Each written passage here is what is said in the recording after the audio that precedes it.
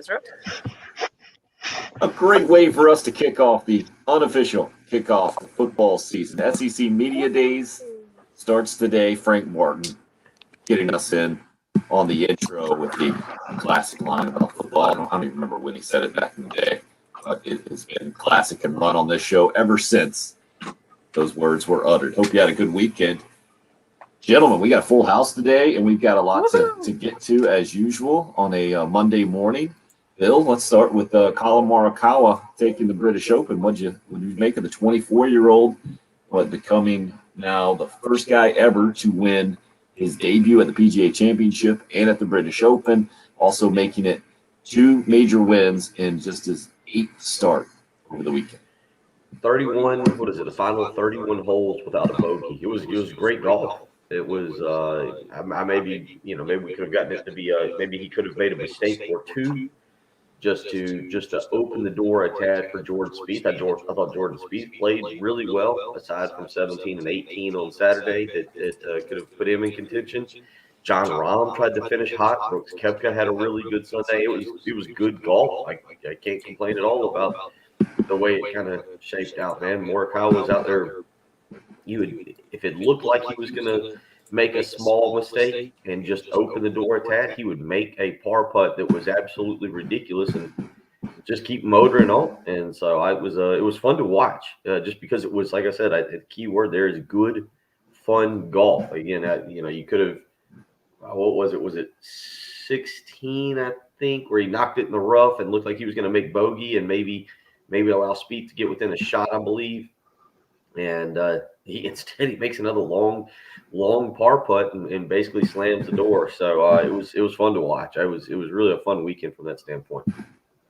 Yeah, 2-shot winner over Jordan Spieth. Louis Oosthuizen struggled in his final round, and you mentioned Jon Rahm. Both those guys finished 4 shots back, but what made an eagle and got in contention and made things a little bit more interesting on Sunday for sure. Patrick, you're taking British Open and Colin Morikawa, 24-year-old American, getting in the mix. To me, he's in superstardom territory right now after what he's done.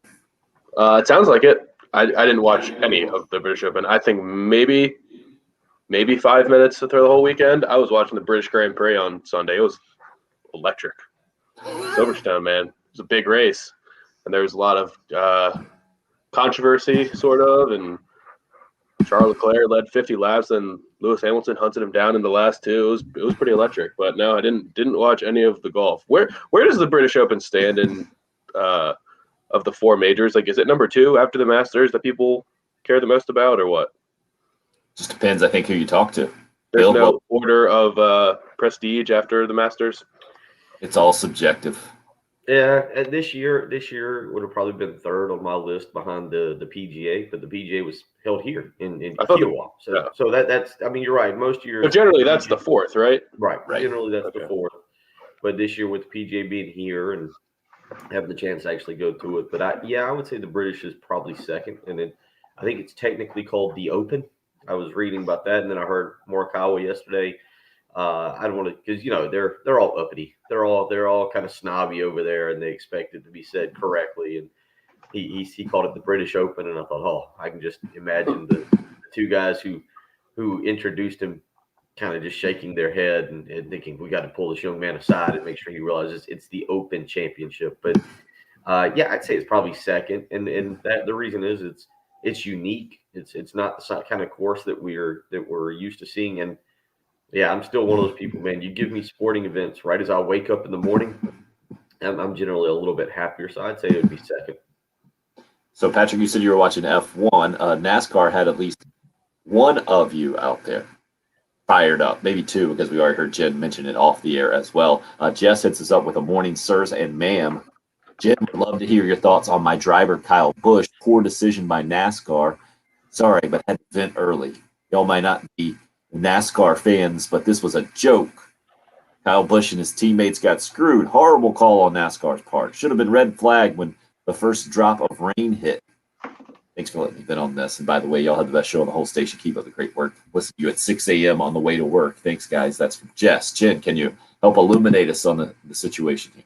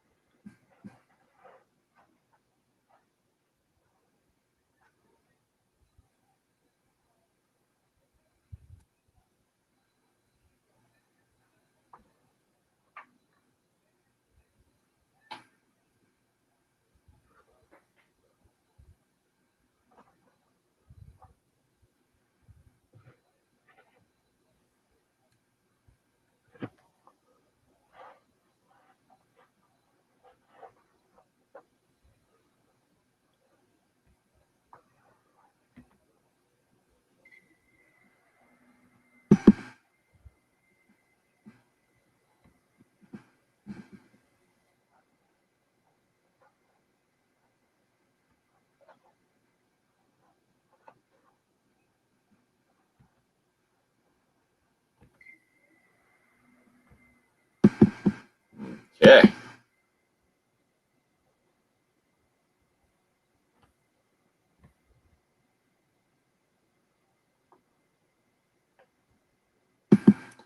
Another hot take. Well, I need to know, how did Bill do on our NASCAR picks? That's what I need to know. All right. Well, nobody won. Nobody won. What is it? So I mean, nobody won the race? You mean nobody correctly? nobody won on our yeah.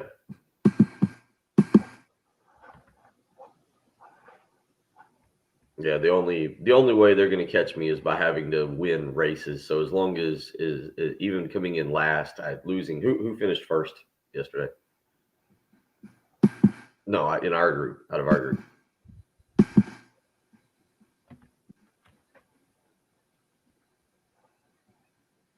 Yeah, so I'm okay. I can live with that as long as nobody wins right now, because getting 3 points right now for Kerry is not going to do the job of catching up to me. He can continue to look at my rear, at the rear of my car, as I continue to speed around and lap him. No, it doesn't. That's a fib. That's not factually true at all. Slow does never win. Slow does not win NASCAR races. Well, Danny was weighing in on what Patrick was talking about there with the F1 thing. Says, how about Hamilton winning after a 10-second penalty? Such a good race. Thank you, Patrick. Keep up the good work. Yeah, that's how they do it in F1. It's wild to watch, where Lewis Hamilton, I guess, kind of ran one of the guys off the road and he crashed, and that was the number one driver right now. So as punishment, there was like a long stoppage while they cleaned up the car, and the guy was okay, but they gave him a 10-second penalty. So when he pitted to change tires, they made him just sit there for 10 seconds, and he gets in the pit lane, he just sits there, and it's the longest 10 seconds when the whole race is going on around him. He's just sitting there waiting for 10 seconds, fuming, and then they change his tires, and he's back at it, and he caught and just was basically spent the whole race just hawking him down with after his 10-second penalty. It was awesome. Wait, so is there like an official that has to go stand in front of the car? I think so, yeah. On his hands? I think so. Not on his hands, but yes. That'd be a pretty fun job. Or the worst job maybe in sports. You just seeing that guy leer at you, stare you down. That would haunt me in my Yes. Yeah. I don't think you stand right in front of the car. I think you stay right off to the side. Also, over the weekend, since we've spoken last, Gamecock Baseball's picked up an assistant coach from the Texas A&M, the former Texas A&M staff, to come to Columbia to help fortify the Gamecock offense. We'll give you details on that. Don't think we ever did get details on that welcome home commitment from last week. Is that correct, Bill? That is correct. He's still out there. Video. Okay. I don't know. Quentin Tarantino's editing the video, or I don't know. Something's going on. So no identity revealed on last week's verbal commitment that Shane Beamer revealed on Twitter, like he does with the hashtag welcome home. That one's still unknown out there to Gamecock fans. Clemson fans getting news, adding a couple of top 150 players and a safety and a cornerback out there to help their recruiting class for sure, and to help their numbers go up in the national rankings. We'll discuss some of those details as we're just getting started on a Monday morning.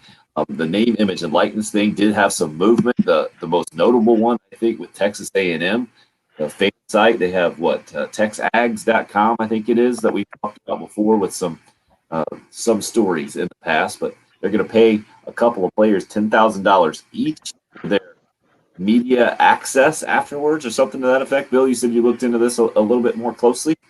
Well, this is the name, image, likeness that gets very, very, very interesting, because technically, and we'll get into this a little bit more, this is technically the Texas Ags website. However, it's actually being funded by a business.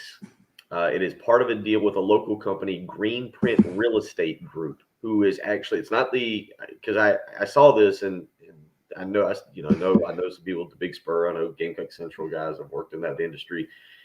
$20,000 for 2 interviews is a bit much for a website, and I was like, that something's not adding up. And upon doing a little research, and it's on the ESPN article, Greenprint Real Estate Group is actually funneling money through the website and basically saying, hey, we want to pay these 2 players. We're going to give you the money, and then you can give it to them, saying that you're getting the interviews. interesting, right? I mean, it. I understand the setup. I think that it's through a real estate group, and then the website is going to pay these guys. And what I'm looking at is for exclusive feature interviews ahead of SEC Media Days. That's it. I thought this was going to be like year long access to these guys every single week at a certain time or certain. No, this is exclusive future feature interviews ahead of SEC Media Days. So something that's going to pop up here in a day or two. We're going to see it on TexAgs.com, and we're going to know that they got paid $10,000 for it. Yeah. Whew. Wow. And again, what I find so interesting about this is, it's not the website. I guess I still haven't been able to find exactly what it is, but it's the way it comes across is Green Print Real Estate Group. Don't know who exactly is the owner there. I haven't seen an interview with them, but they basically are the ones that gave the money to the website and said, we want to pay 2 players. We just don't really care to have them affiliated with us. So why don't you guys? Here's 10,000 each for each player. Use it as you see fit, but get us some interviews and make sure they get the money. Isaiah Spiller, their running back, probably a name that you've heard before. One of those players. Another guy is on the defensive side of the ball, Damani Richardson. I guess obviously I would assume then that the 2 representatives for Texas A&M for SEC Media Days. Nope. Nope, they're not even the 2 guys. Nope. Their representatives are Kenyon Green and DeMarvin Leal. So it sounds like somebody that has a lot of money around the Texas A&M program wanted to hear from 2 other guys, and so they're just going to work over $10,000, just like that. This brings up a whole lot of stuff that we can get into this morning. Also, there another name, image, and likeness wrinkle over the weekend seems more like a straightforward deal that Michigan football players have partnered up with the official bookstore, I think, basically on campus there, and they're going to get part of the proceeds to their jersey sales, their specific ones now with the names on the back. It was interesting reading that story. It said, previously we could have put any one of a billion names on the back of these things except the actual player. That was the problem. And now we could actually put the player's name on the back of their own jersey and pay him for it, at least part of the proceeds there. So much more straightforward from a name, image, and likeness standpoint that we're going to continue to hear a bunch about as SEC Media Days kicks off. Shane Beamer this afternoon, I think, set to hit the big boy podium about 4 p.m. will be the SEC Network feed, I think, is when he'll do his big address, but we'll hear from him in multiple ways today. Heath Klein live on location over in Birmingham. We'll have all the details for you, and we'll have his show live from 4 to 7 this afternoon. So we're just getting started on a fun Monday in multiple ways for you as Bill sits on the banks of Lake Murray. Patrick back with us after what it's been like 10 days or something since you've been on the morning show with us, Patrick. Something to that effect. Yeah, it was a full week plus 2 weekends in between. Yeah, I was gonna say 5 business days. Yeah, 5 shows. Because last time we talked to you, you were about to head out to Tampa. You were very concerned about not being able to get the Italy-England game on, but apparently you got the whole establishment or bar wherever you were at singing "God Save the Queen," and everybody got let down.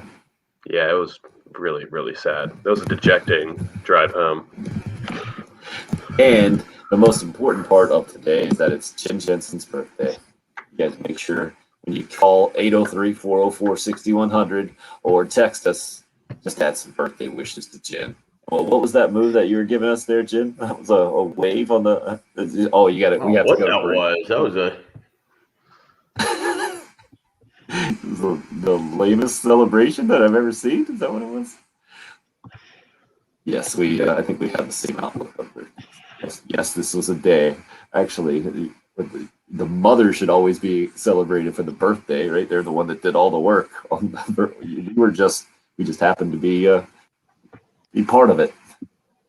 404-6100, again, the number into the program if you'd like to call or text. Just getting going on a Monday morning. Glad you're a part of the show, no matter how you're doing it. Up and rolling on the Facebook and YouTube Live, Twitter as well. We see Carlton DC and Robert Chris joining us early as well. He says his birthday's on Friday. What a week. What a week we have.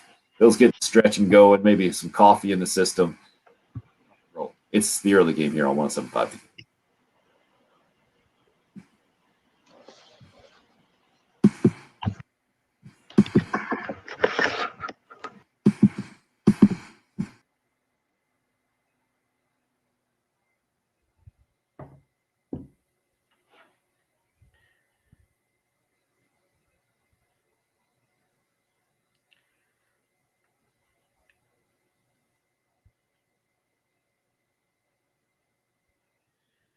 rolling through the month of July, getting closer to, I mean, it's hard to believe we're getting closer to football season, and then there'll be Labor Day, Halloween. Before you know it, Christmas will be here.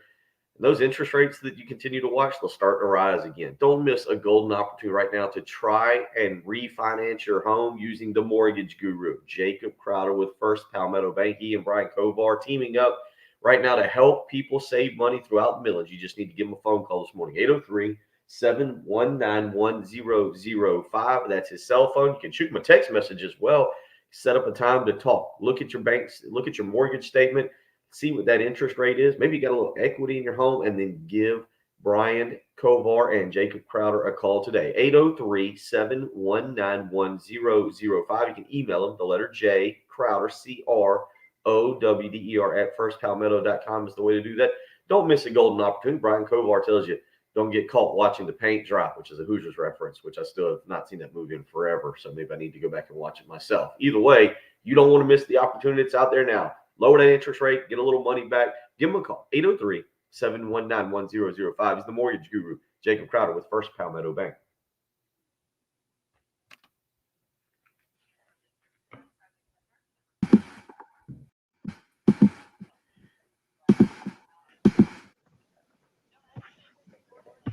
All right, little juice there. Let me get some coffee. See if we can't get Jen off mute here. Are the opening ceremonies a week from today? Is that right? I don't think they were on Monday, are they? I thought they were on a Thursday. It's Thursday. Or this Thursday? I think so.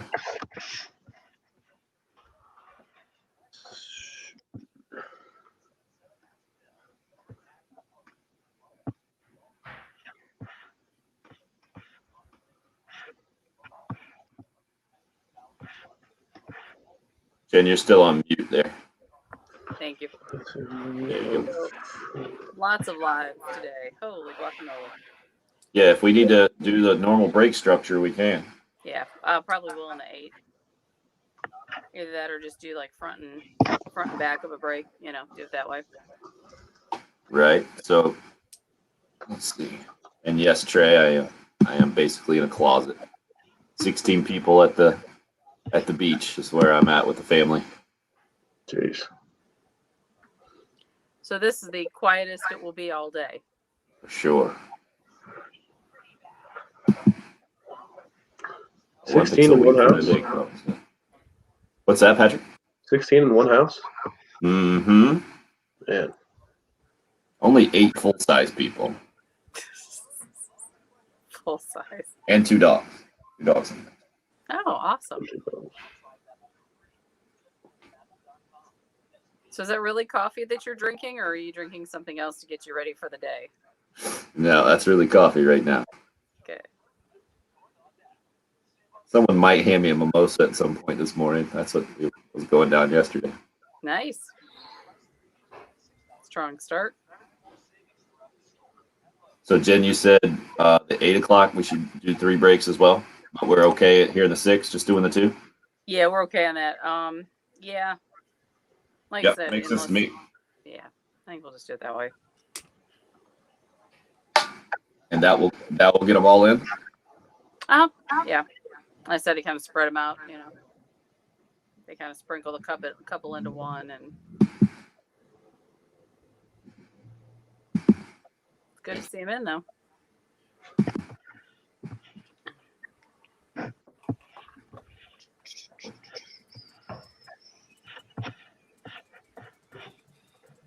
Oh.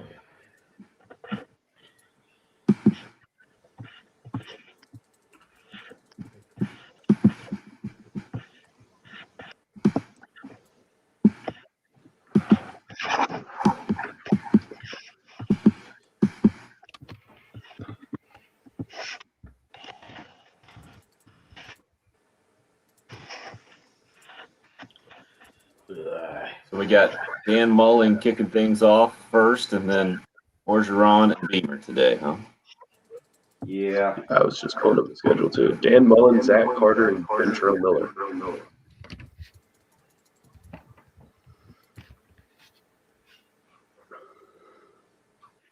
Yeah, Derek Stingley Jr. headlining things today, huh? When do you think the players went down there? What's that? When do you think the players went down there? Because I thought I saw Enagbare at Publix yesterday. They'll go this morning. They'll fly. They always fly. Yeah, they just hop on the plane, down and back, maybe stop by Arby's. Stop by Arby's. Yeah, they go the day of. Okay, that makes sense. One year there was bad weather, so Lou Holtz and company didn't go. They didn't fly. They were getting ready to hop on the plane, and the plane pilot was like, "Nah, not a good time to fly." And they're like, "All right, I'm not showing up this year." There So you they go. were the only school that didn't go to media day? I think that year they actually weren't because Tennessee coach Philip Fulmer was set to be served a subpoena Ha. put in the state of Alabama, so he didn't go. Yeah, I remember that. I wasn't there for that, but For what? I forget what the deal was. As soon as he entered the state lines, he was going to get served, Yeah. and that was I think it had something to do with Albert Means. I think if I remember this correctly, We're heading back in. of Albert Means. So Jim, good to go to 40 here, right? Yes, sir. Thank you. Yep. Bill has sleep number.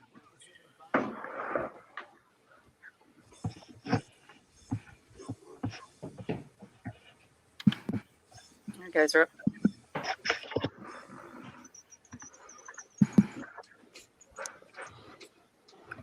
Just schooling up 25-year-old Patrick Perrette this morning on some old school Gamecock media, SEC media days and SEC media day stuff at large. And that is the most ridiculous one that we were talking about, where former Tennessee coach Phil Fulmer didn't end up going on media days one year because he was going to get served with a subpoena as soon as he crossed in the Alabama state line. And I didn't even remember what it was about. It was a recruiting deal, Bill? Is that what the deal is? I'm looking to be sure on that. I thought it was recruitment of Albert Means, the big defensive tackle out of the Memphis area. Mm-hmm. But I'll look that back up here. It was awfully dramatic back then, and I think it was the same year that Lou Holtz and company didn't end up going over to Birmingham, some bad weather, and they didn't hop on the smaller plane to go over there. I think ended up having their a golf outing instead here in town with some media characters. That's why it sticks out in my mind. It was also, I believe that was the 03 season. First one I was back in Columbia after having gotten my first job out in Texas and covered some high school football for 3 straight football seasons. So, But go ahead, Bill. You got details? This is so it was the subpoena. He did go. I guess maybe he went the next year because it was in 2008 that he was served a subpoena. Fulmer was handed the subpoena upon arriving at the Winfrey Hotel in Hoover. The subpoena delivered by a process server representing a Birmingham law firm required Fulmer to appear for a September 25th deposition for a defamation suit against the NCAA brought by Disassociated University of Alabama booster Wendell Smith. So you're right, Tim. Actually, Fulmer canceled an appearance at the event in 2004. So they finally got him. 4 years later, in 2008, they finally got him. He canceled his appearance at the event in 2004 because of concerns he'd be served the subpoena. Was the news site? I mean, I guess everything wasn't talked about as much, but was the whole week leading up to that known, or did he just find out about it on the last day and decide not to go? Was there Tennessee radio programs talking about it for a week? How fun would that be to talk about for a week on a radio show if your coach is about to get served, so he's not going to go to media day? That'd have been great radio fodder. I don't think it was a secret back then. And then when it happened, it was just like, yeah. I mean, what else is he going to do, kind of thing. Can't really blame him. But I think he might have gotten fined by the SEC for not showing up or something like that. Media days is always interesting to some degree, Bill. This is the latest it's been, I think, in 10 years. Latest on the calendar. I looked it up. Typically, it's been the week before because they made the shift about 10 years ago, I guess it was, to put it on the slowest sports week of the calendar during the Major League Baseball All-Star time. And now this year, it's obviously Not quite the old schedule because the NBA season got pushed back and it's still going on into July, where it's usually ended maybe 3 weeks earlier in June. But just the fact that we get to talk some football. Big 12 ended up still doing it last week. Now Shane Beamer gets to go on day number 1. It'll be after Dan Mullen kicks things off. I think it's the first on the podium today. Ed Orgeron from LSU up number 2, and then Shane Beamer number 3. I'm always really interested to see how South Carolina is perceived by the rest of the conference and its media and the national media. I'm especially interested today with Shane Beamer making his debut. Bill, what about you? Yeah, I mean, I guess I'm just interested to hear what he's got to say, but I'm interested to hear what a bunch of coaches say. I think today and tomorrow and Wednesday, Thursday will be a lot of name, image, likeness stuff, and you'll get some, especially with Beamer, you'll get some stuff there maybe regarding the football team, but the questions that'll be asked, it is different. It's a different event. I didn't think about it not being there this year. I'm guessing that they will not allow fans into the lobby as they have typically done in the past. That's always been kind of interesting to watch the people who just come and stand in the lobby. Just go stand. If you've ever stood in the lobby and watched people come in at any hotel, you are pretty much doing what people do as they come to SEC Media Day. And then now they have to stand outside is the difference this year. Yeah, so you're standing in the parking lot instead of standing in the lobby. Hope the weather's good. Not even air conditioning. Yeah. So it's a weird event, and but it's always interesting, and so we'll get back. I think one thing that you will hear today, that at least given that we should be completely back to normal next year, that I'll at least be paying attention to sometime this morning, is they'll announce where SEC Media Day is next year. 2023 it'll be in Nashville, but they should make an announcement, I believe, when Greg Sankey or whoever is up there today will make the announcement for where it'll be at next year, as they're trying now to rotate this thing around. Might be back in Atlanta next year at the College Football Hall of Fame, is I think what some are expecting. That's where we were, Tim, I think 2 years ago, I believe, maybe 2019. Yep. Seems about right. So we'll see. But, yeah, it's a weird event, and you'll hear from Greg Sankey this morning, who will kick things off and kind of give a State of the Union address. I'm sure he will also address the name, image, likeness, and maybe what the SEC plans to do. Maybe he'll talk a little bit about the college football playoff. I think those are interesting things. But you're right, what Beamer says today, I think it'll be good. I expect it to be good. I expect him to get good reviews because of positive vibes and positive energy and all that stuff. But I'm not sure how much you'll actually be asked about the University of South Carolina. Well, to me, the trick is, from his standpoint, is when you take over a job and you're basically being introduced to the base, that's one message that you send. But when you're going to SEC Media Days and you're talking to a different audience, that's a little different. Looks like I'm having technical issues here, and I'll try to reconnect on our equipment. So is Tim out? Blank faces there. Go. Kind of sounds that way. Okay, so all right, so we've just been listening. Yeah, all right. I didn't know. I never know now if it's me or if it's Tim. So we'll get Tim back. We'll get Tim back, and we'll keep cruising along. Patrick, it is a different event. I've enjoyed going. Obviously, this year there's still, as we just mentioned, some of the protocols and the things they got in place. It made more sense for us to send the professional of the group, Keith Klein, over there this year to handle what's going on. But I do look forward to going back, because if it was an event where you could go, and this is what the SEC is trying to do, is make it more of a fan-friendly event. They did that in Atlanta a couple years ago.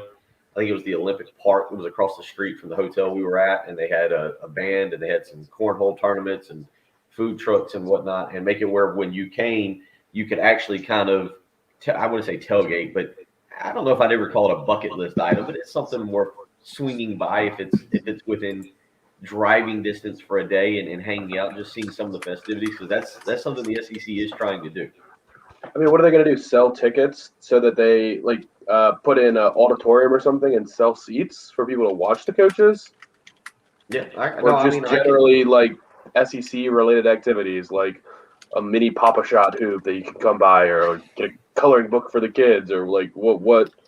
It doesn't seem like It's something that should be a touristy attraction. Well, and that's what 2 years ago in Atlanta. Again, there was a park across the street, and they had it set up kind of like you went to the SEC championship game, I think 2 years ago. Did you ever go over to the fan when you were doing it, when you were walking around there? Did you go over to the little fan event that they have there at the SEC championship? Did you walk through that at all? Kind of, but that was where game day was. So I don't know if it was the same thing. I don't think I did. Okay, it was basically on the premises. Yeah, like you said, they're not Papa Shot because it's not basketball, but they've got the little game where you try and throw the football and throw it through the holes. Didn't know it's all that. They've got a couple cornhole boards. It's just kind of like a tailgate fan friendly type deal. They don't really have an area to do that in Birmingham. I guess you could set it up in the back parking lot where the mall is. But normally that's something that you kind of bide your time until the finale, and the grand finale is just coaches talking. Right. Yeah. Like I was thinking of like the March Madness thing they had set up here at the convention center. It was cool to walk around. You could get a drink. You could do whatever, watch games. But that was because there was an arena next door that actual games were being played at. So if you're just walking around media day, and then what does it end with? Right, the event, right? You're talking about these things are usually attached to big events. Yeah. Super Bowl, national championship, SEC championship. You're hanging out. That brings people there, and then it's like, okay, what are we going to do while we're here? You can attach this thing onto it, but there is no real event, right? That's the thing too.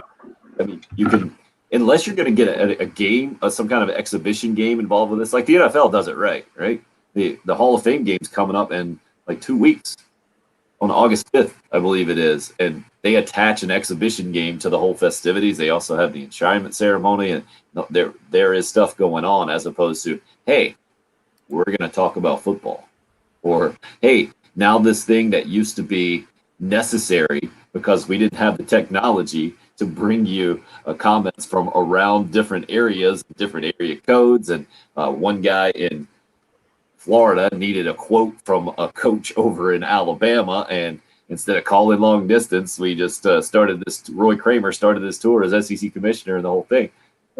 Now it's a little different, but it is more like a summer celebration. I feel like of football, of college football specifically, and to get everybody in one place from a coaching standpoint, and then to kind of hear their message.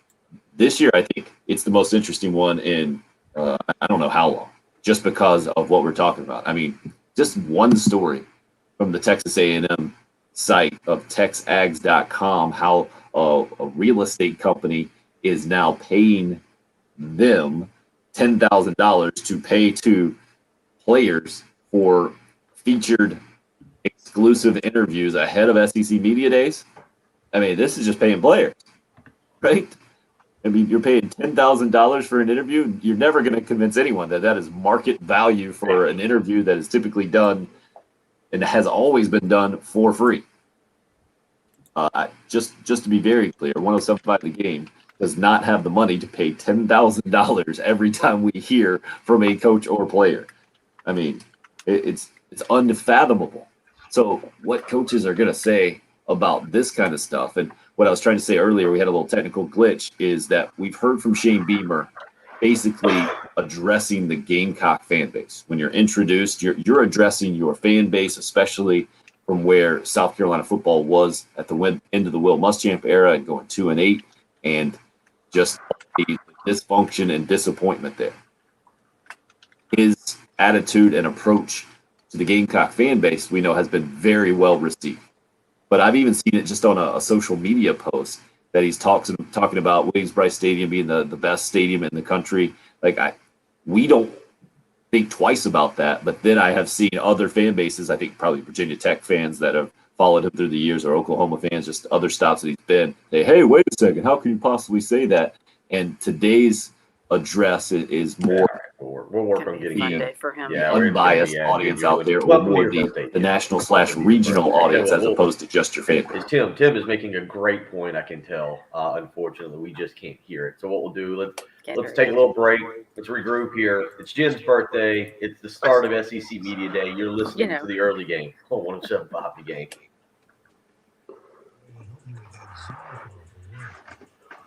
Great.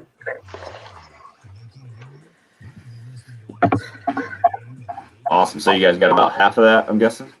Isn't that Yeah, it? it went out. Then we heard about a sentence. And then it Normally, went out. I like to be in Birmingham for the SEC Media Day. Not this year, though. It'll be back next year. I'll be somewhere next year. The good news, not having to leave my sleep number bed, hanging around, get that great night of sleep with the sleep number setting on 45, and I am getting a fantastic night of sleep, ready to do the morning show and talk about SEC Media Day. You can do the same. Discover proven quality sleep right now. Save $1,000 on select Sleep Number 360 smart beds and adjustable bases, but the deal ends today. So you need to get to a Sleep Number store. Good news for you. There's two of them right here in the middle to choose from. One in Irmo, Harbison Boulevard across from Buffalo Wild Wings. The other in Columbia, Two Notch Road across from Sand Hills Mall. You can visit them on the web as well, sleepnumber.com. Again, discover proven quality sleep by saving up to $1,000 on select Sleep Number 360 smart beds and adjustable bases, but that deal ends today. No need to go miss it. Go visit one of the two stores I mentioned.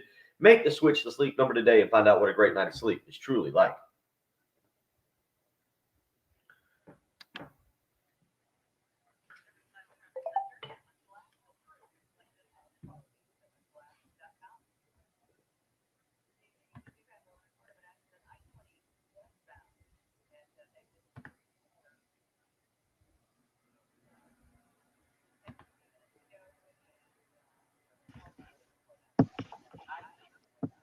All right.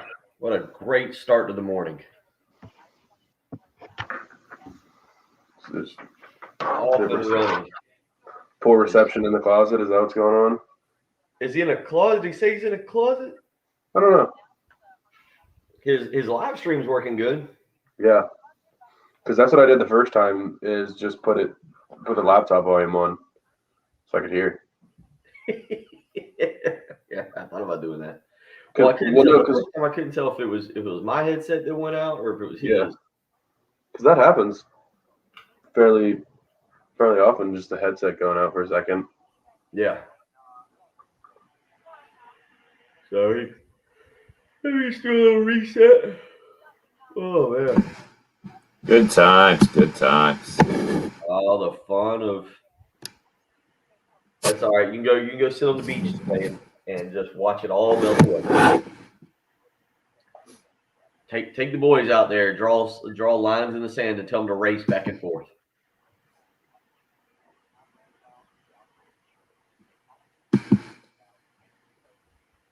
Nice work, Scott. Thanks for the heads up on social media on Jen's birthday. Scott. He still talks to me after the major prank I pulled on him at Butler. We were his first class for radio, TV. What was it, news class? I don't know. Remind me, Scott. But anyway, sometime we'll go through all that. It was pretty fun. For me, anyway.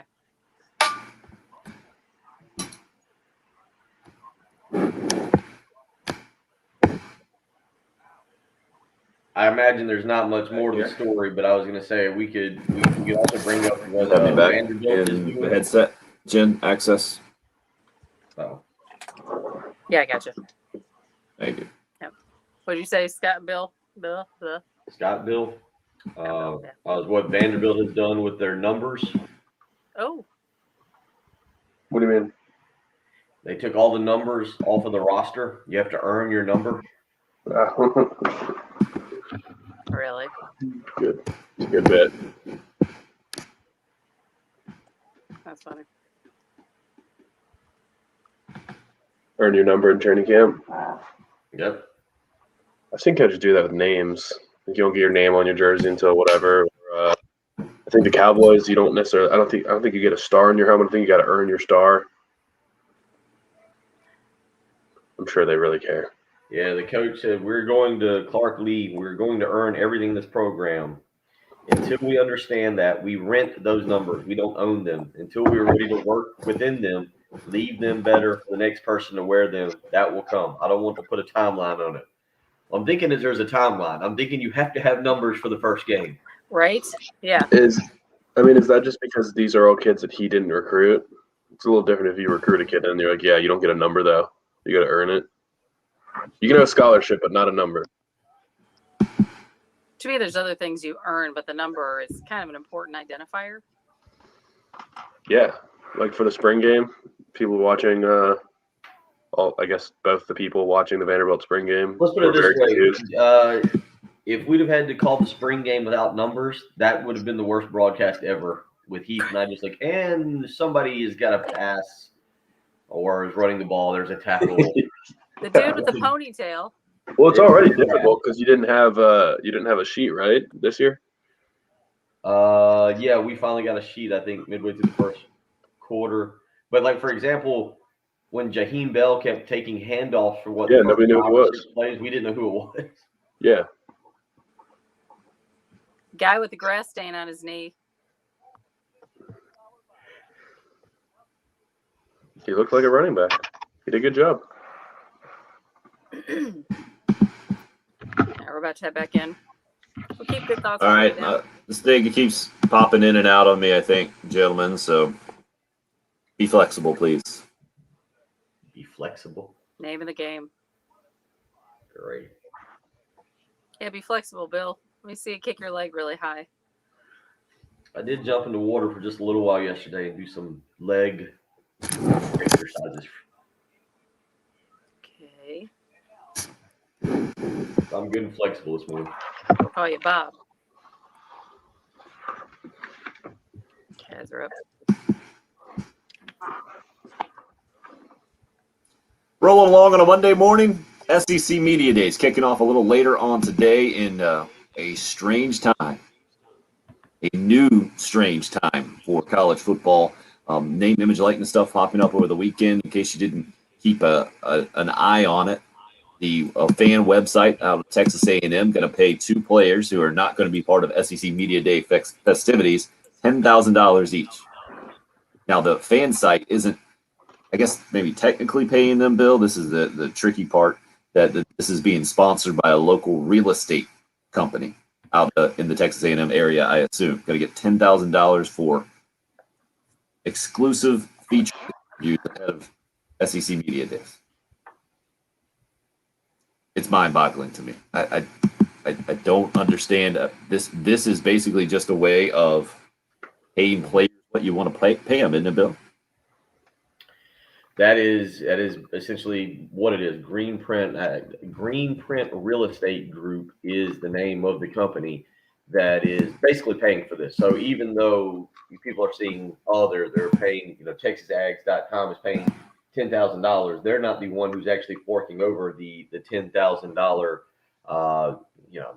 The asking price. I don't even know if it was the asking price. I mean, what would you think if you're these two student athletes and you get your phone call? I don't know who called them, the athletic director, the football coach, the person who's handling name, image, likeness for Texas A&M says, "So, you guys in the mood to do an interview? Because if so, you're getting $10,000 for it."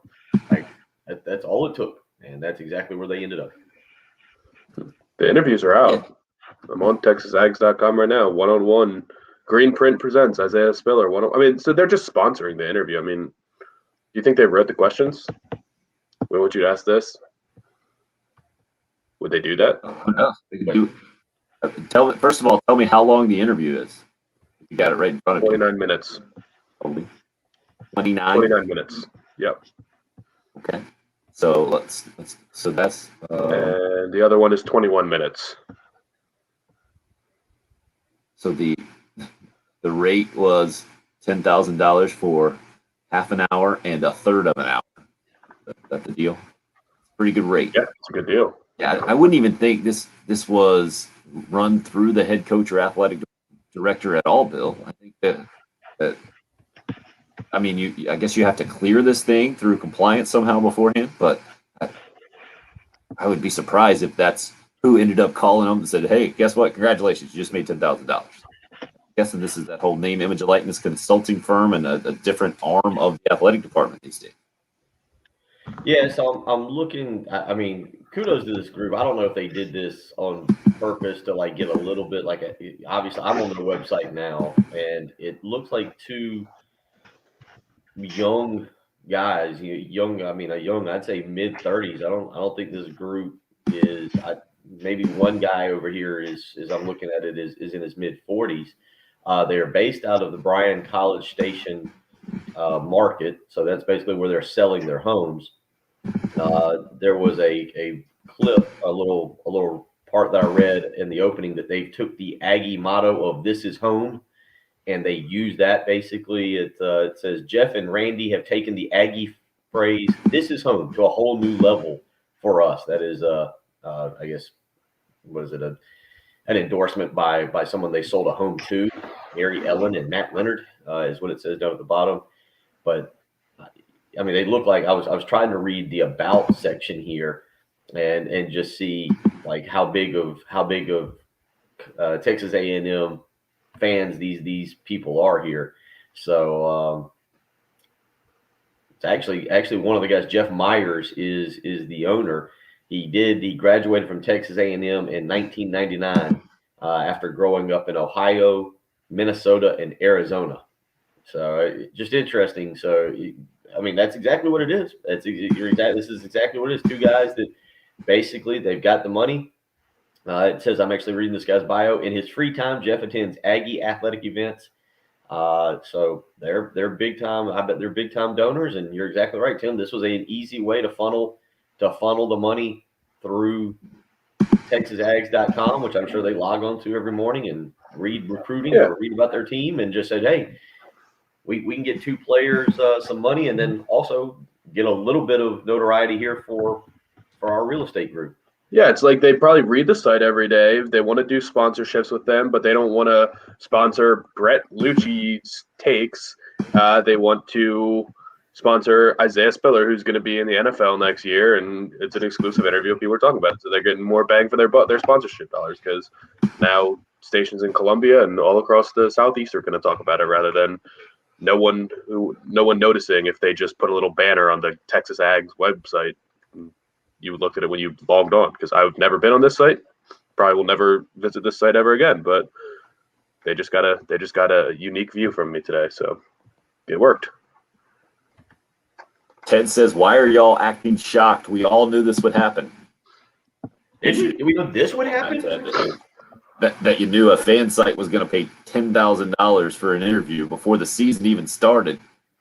I'm not saying we didn't think that there were going to be some payments made out there that certainly would raise your eyebrows to this.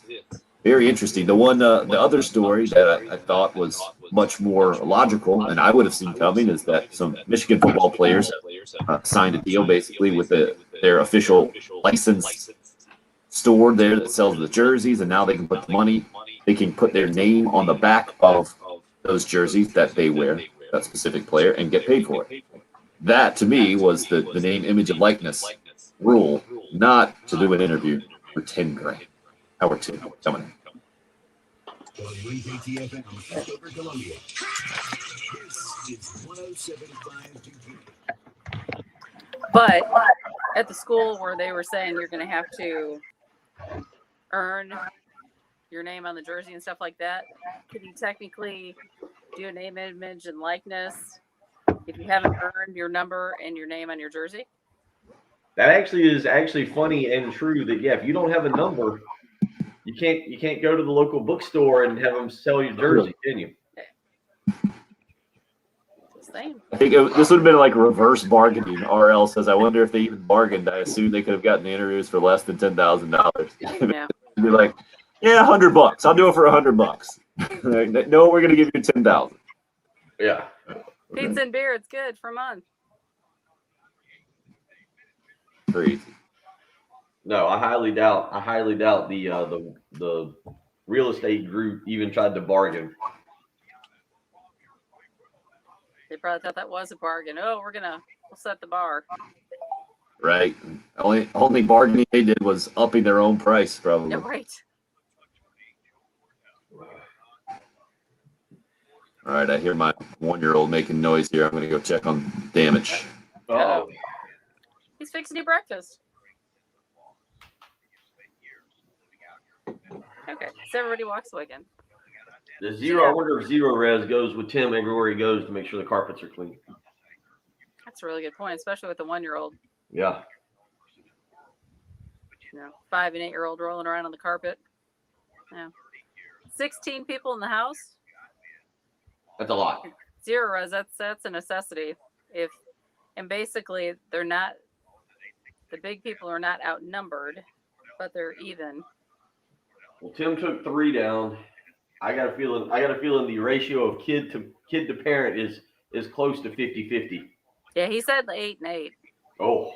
Yeah. Oh. To me, that's more like 8 and 16. When double the kids. Of course, my kids are old enough. I was gonna say when we go, I like taking trips with just the 2 of us, just the 3 of us. So I'm outnumbered, but they're old enough. Yeah. Spread out Makes some it a little easier. cheese and crackers, and they're happy. Cheese, cracker, meat platter.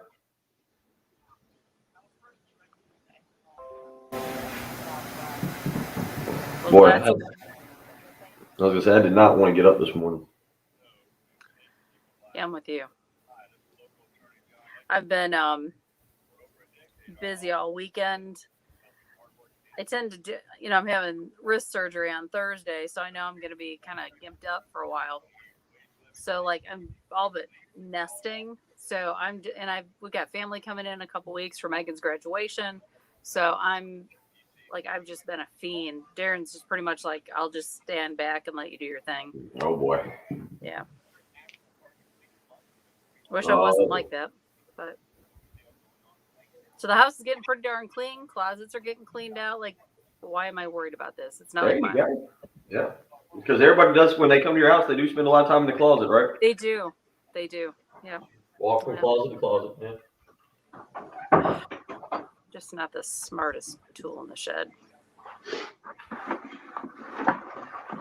What is Tim doing? Why is Tim taking you can't? Was he doing who? I don't know, but he's got a big smile on his face. Uh-oh. No. This is. Is he finding a better spot or something? I guess he's going to harass the rest of the house by doing the show upstairs. Uh-oh.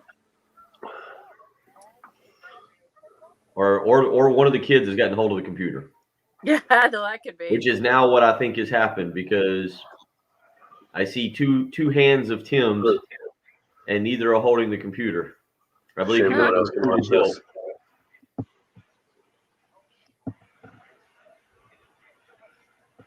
I don't think.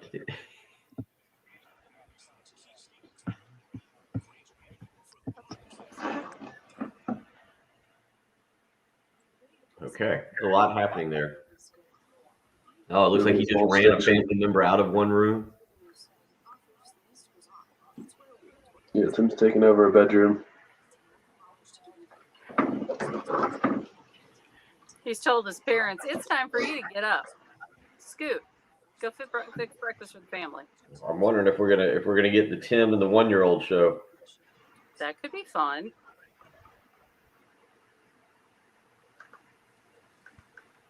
Actually, wasn't that what they called the early game first with you guys? I think it is. I think that was the initial. That was the title they wanted to go with. Working title. Tim and the 1-year-old. It did not get approved by management. They just didn't have a good sense of humor. I thought it was great. They were yeah.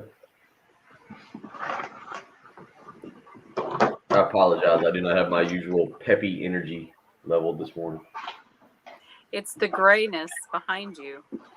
I think it's supposed to rain a little bit today. I think you're right. I think it's the next 2 days is some rain. Yeah, somebody did a forecast a couple times on this station and mentioned that. It was so bad on Friday, like as soon as Heath's show started, with the flash flooding. Oh yeah. Monsoons. Right outside the station. Heath's thing dropped out within the first minute of his show. Awesome.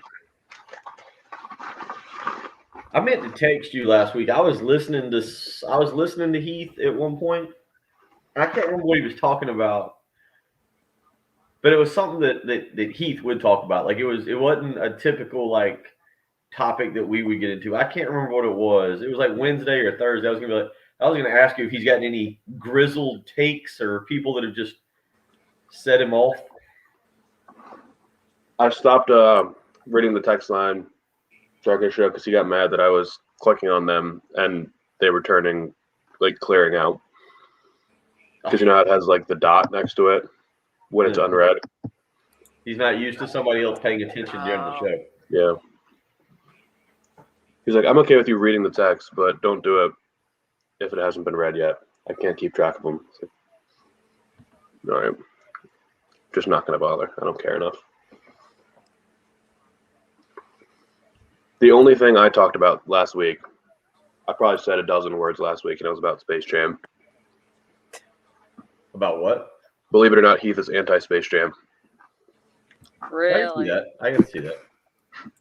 All right, how's this setup looking? A little different. Well, we watched you move around the house. I saw what appeared to be a child. Looked like you also might have recruited a child to hold the computer for you, because I think I could see both hands. That was my wife. I trusted to move the computer much. Okay. Children. But she'll be thrilled that you thought she was a child. So that. Yeah. Oh, by the way, yeah. Well, I saw the child, and that's why I assumed that the child was the one that then got the responsibility. But yeah, by the way, happy anniversary! I saw Yeah. the Oh, thanks. All right, we're in the intro.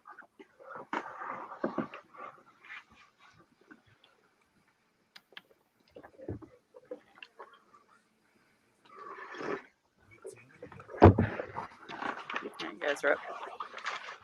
Workmanlike?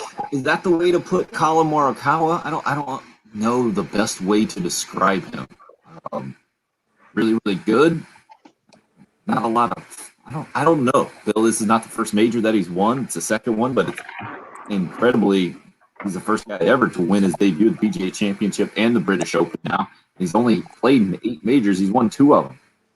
So I'm struggling for the right word to describe what we saw over the weekend with him winning at the British Open over in Sandwich, England.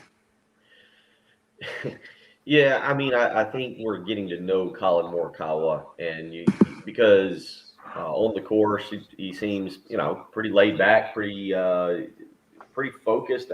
I did think, and I heard them compare him a time or two yesterday to Tiger Woods, just from the standpoint of how he is pretty emotionless, I think is the right word on the course. Maybe you'd say laser focused. I don't know. The way he goes about it, I can see some similarities in his personality, just in terms of his own course demeanor to Tiger.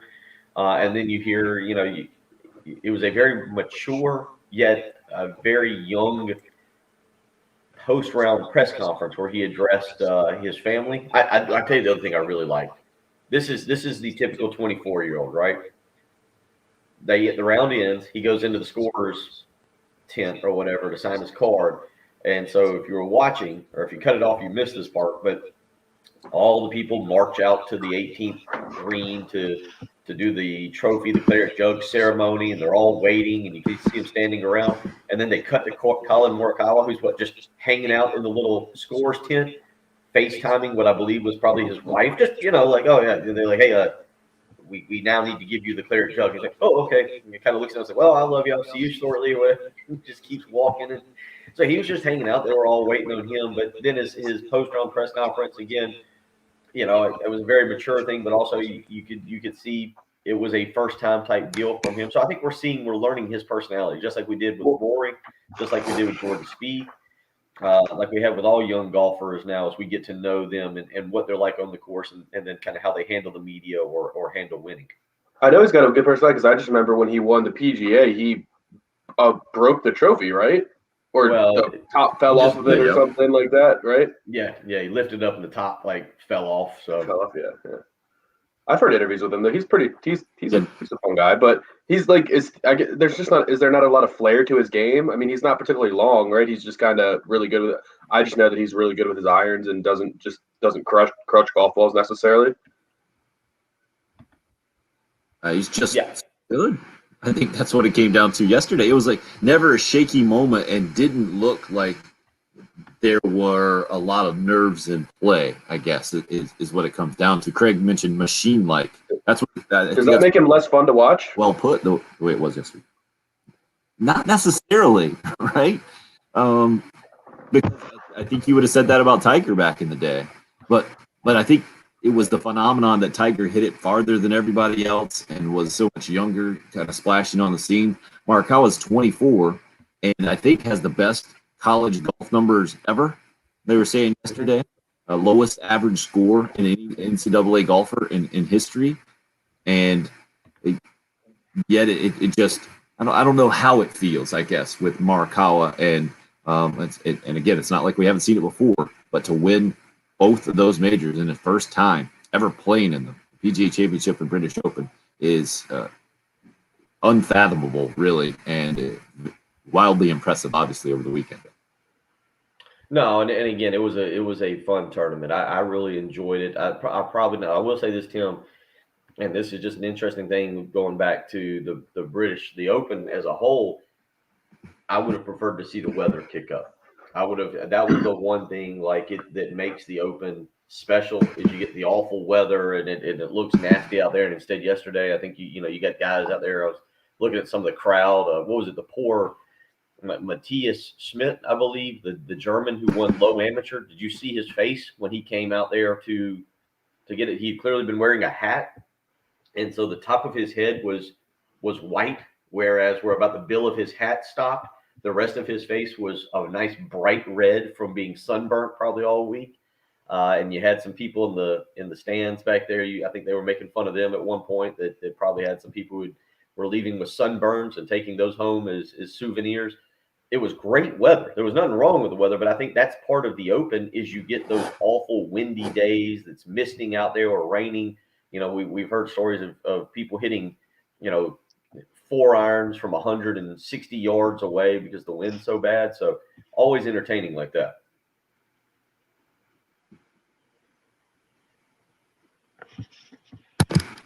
We're having a good time this morning. Am I doing this by myself here? No.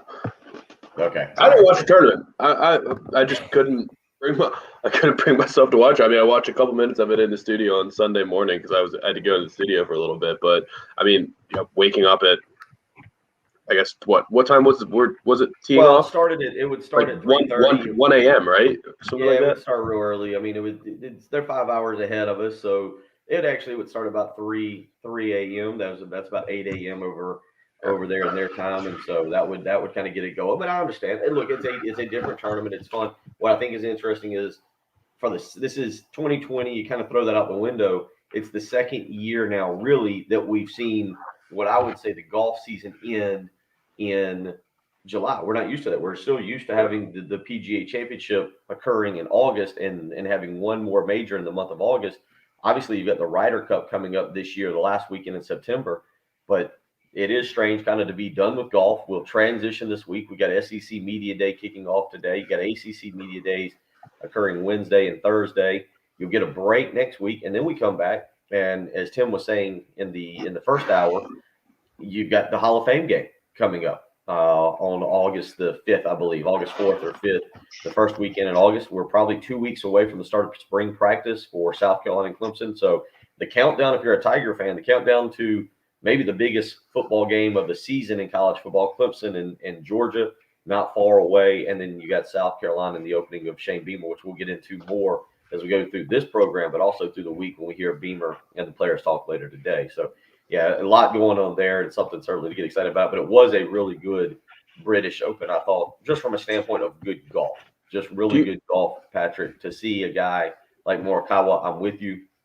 He's not what I would label as a flashy player, but very methodical. And I think somebody said, Craig says on the live stream, yeah, machine-like. That's what made it interesting. And anytime you see continued, I think, high level of play, and when you go 31 holes without a bogey, 31 consecutive holes without a bogey, that's extremely impressive to me. Do you know why it was his first Open? You said it was his eighth. I think Tim said it was his 8th start in a major. Why was it his first Open? He was an amateur. He just turned pro 2 years ago. But how has he done? How has he played in 2 of every other event, but only one? I'd have to go back and look at his exact stats. I mean, he won his first go through on the PGA. He didn't have one last year. The last 2 years have been his last two. The last 2 years have been his first times in majors. So he started last year, and I guess there was maybe for it to be 8. Now, as you do the math on that, there had to be another major that he participated in because they didn't have a British Open last year.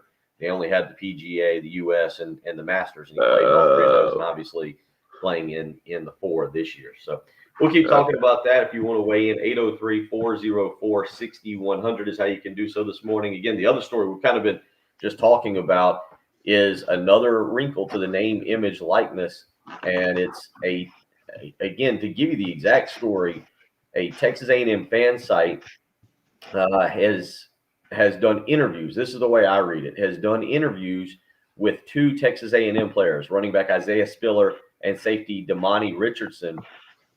They were exclusive interviews featured on TexAgs.com. It's part of a deal with a local company called Greenprint Real Estate Group. Now, where this gets interesting is they paid each of the players $10,000. Each player earned $10,000 for doing an exclusive feature interview ahead of Media Days. Patrick, you pointed out these 2 players aren't even going to SEC Media Day this week with Jimbo Fisher, but it's just another wrinkle in the name, image, likeness that you've got out there. TexAgs.com is an independent company. It's not affiliated with Texas A&M. According to the media kit that they send out, it draws 400,000 unique visitors and over 32 million page views each month. Just to finish the ESPN article, it says news organizations typically do not pay for interviews with players, which is true. I've done this with the BigSpur.com and obviously here. Generally, access is arranged by each school's sports information department, and players are often made available for a certain time period each week. This one a little bit different, Patrick, and again, it continues to open the door for what we're going to see, I think, continuing on into the month of August for name, image, likeness.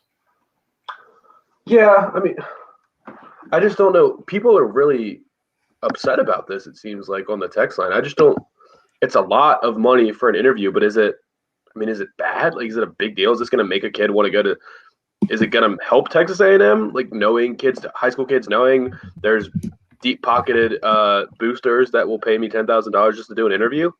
I mean, I don't know that kids will be taking note of that, but it's possible. I mean, we all know that Texas A&M has a lot of money, and guys just burning holes in some of these guys' pockets. Tim, I think with this though, what the question becomes, it's $10,000 for 2 players, and you say that like this goes back to the Miami. Remember we brought this up with Miami? Yeah. The gym just paying to be on the team, basically. Well, but he offered $500 each player, or he's $500 each player. These guys, Greenprint Real Estate Group, is basically saying, we really like these 2 players. I don't know how good Damani Richardson is, Patrick. If you want to look that up and tell us where he fits into your NFL chart there as far as a potential NFL prospect. But $10,000 for these 2 guys, I mean, that's a little bit different than saying, hey, come to Miami and you get $500 for being on the team. Yeah, 25 our tackles. attention real quick. But and doing it now too, right ahead of Media Days, is very interesting, and will be interesting to hear where the line of questioning goes and what the coaches have to say. Starting 11:30 this morning, I believe SEC Commissioner Greg Sankey going to kick things off as he normally does over in Birmingham, and then Dan Mullen will be the first coach up. The Florida coach with quite an interesting season in multiple ways, and he's got extended and the whole deal down in Florida. Then Ed Orgeron, coming off a disappointing year at LSU after the national championship the prior year before that. And then Shane Bieber makes his debut this afternoon. About 4 o'clock is when you'll hear, I think, his extended comments that he finds over there. Going to make sure that we're not missing anything and keep us up to date. We're doing this show live on location as well. Glad you're with us on a Monday morning with SEC Media Days kicking off and all kinds of stuff to get you caught up on. We'll continue to do so as we roll on here. 803-404-6100 is the number you can call or text. It's the early game. It's 1075 the game.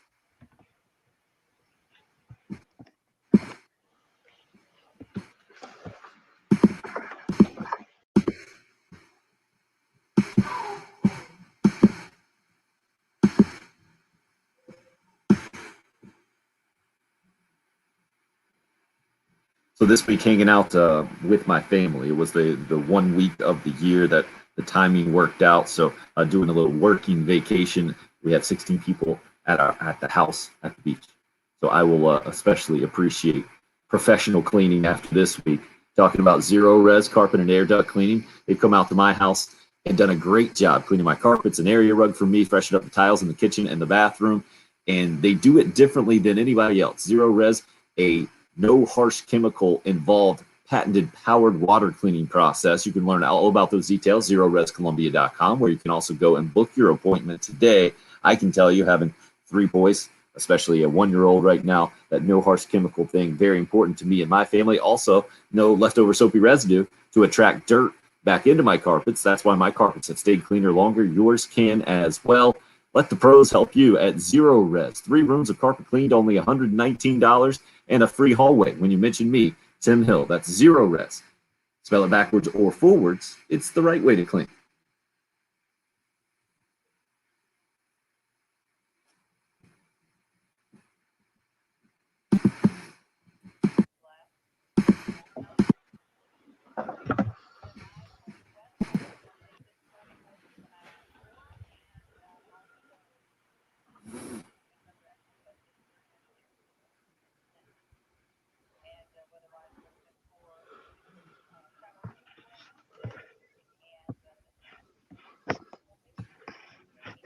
All right, not sure if Damani Richardson is going to be drafted or not.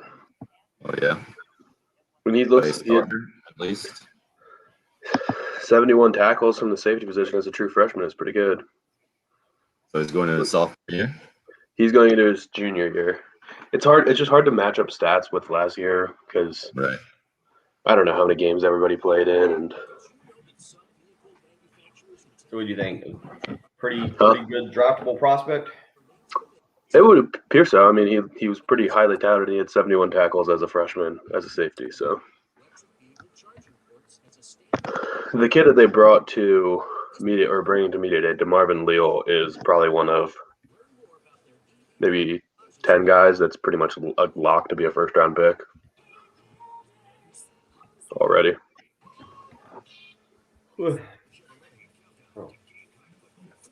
Pause.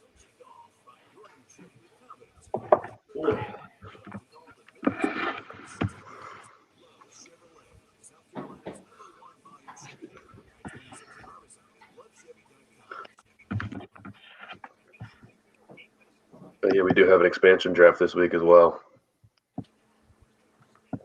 That would That's Friday. What's the 20th? Yeah, Friday. Friday we got opening ceremonies and an expansion draft.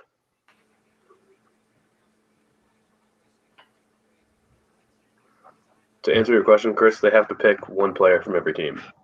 Basically, there's other rules, but essentially they have to pick a player from every team. Let's see.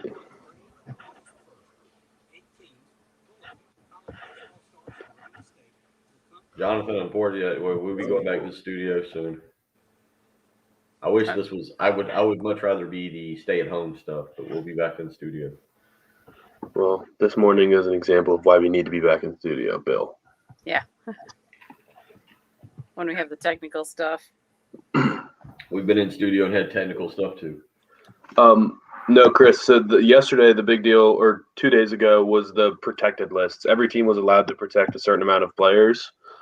So they're not taking the best players from every team. I think you're allowed to protect maybe 5 defensemen and 8 forwards or something like that, or something along those lines. And so, yeah, every team has a list of exposed players, and I'm a little bummed about who the Caps exposed, but it is what it is.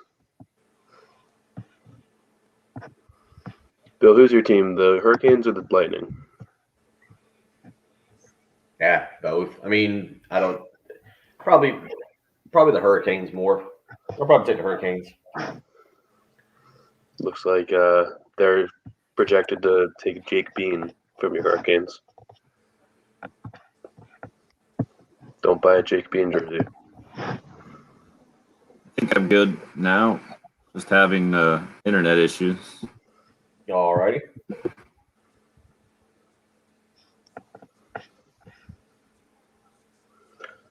Red Wings. Oh, I need to run back. I'll be right back. I need to go get my script for this live. Uh-oh. Okay. That was almost like magic. Did you see that? He just disappeared, yeah. It was just like poof. Tell you what, go to the beach. go to the beach, and then he's back. I didn't see him Literally. walk away or come back. One moment he's there, one moment he's It's like we're not. One watching- moment he's right back. We're watching Bewitched at the beach. I didn't see him twinkle his nose. Chris, the NHL.com projects Dennis Chalowski of the Detroit Red Wings to be taken by the Kraken. Hope you're not too attached to him. Now, how many people can you protect? It was there's two ways to do it. You can only protect one goalie, so there's at least one goalie exposed from every team, and then it was something like 15 skaters. You could do like basically 3 lines of forward, top 2 pairings of defensemen, I think. So they're going to have a pretty decent team. I mean, Vegas in their opening season went to the Stanley Cup final with an expansion roster. Remote. I can't wait for when the NFL expands. When the NFL expands, It's got to happen, right? It's only And natural. back in. I don't think it has to happen. They're at 32. I know they like the numbers, but they're adding games. They want to add teams. It's inevitable.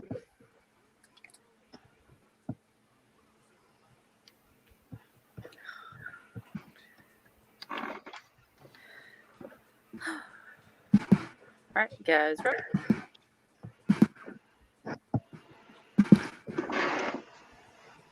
Dan Mullen in Florida, kind of a weird year, kind of a weird fit, but still pretty good football program, and going to challenge to some degree, we think, Georgia for the East.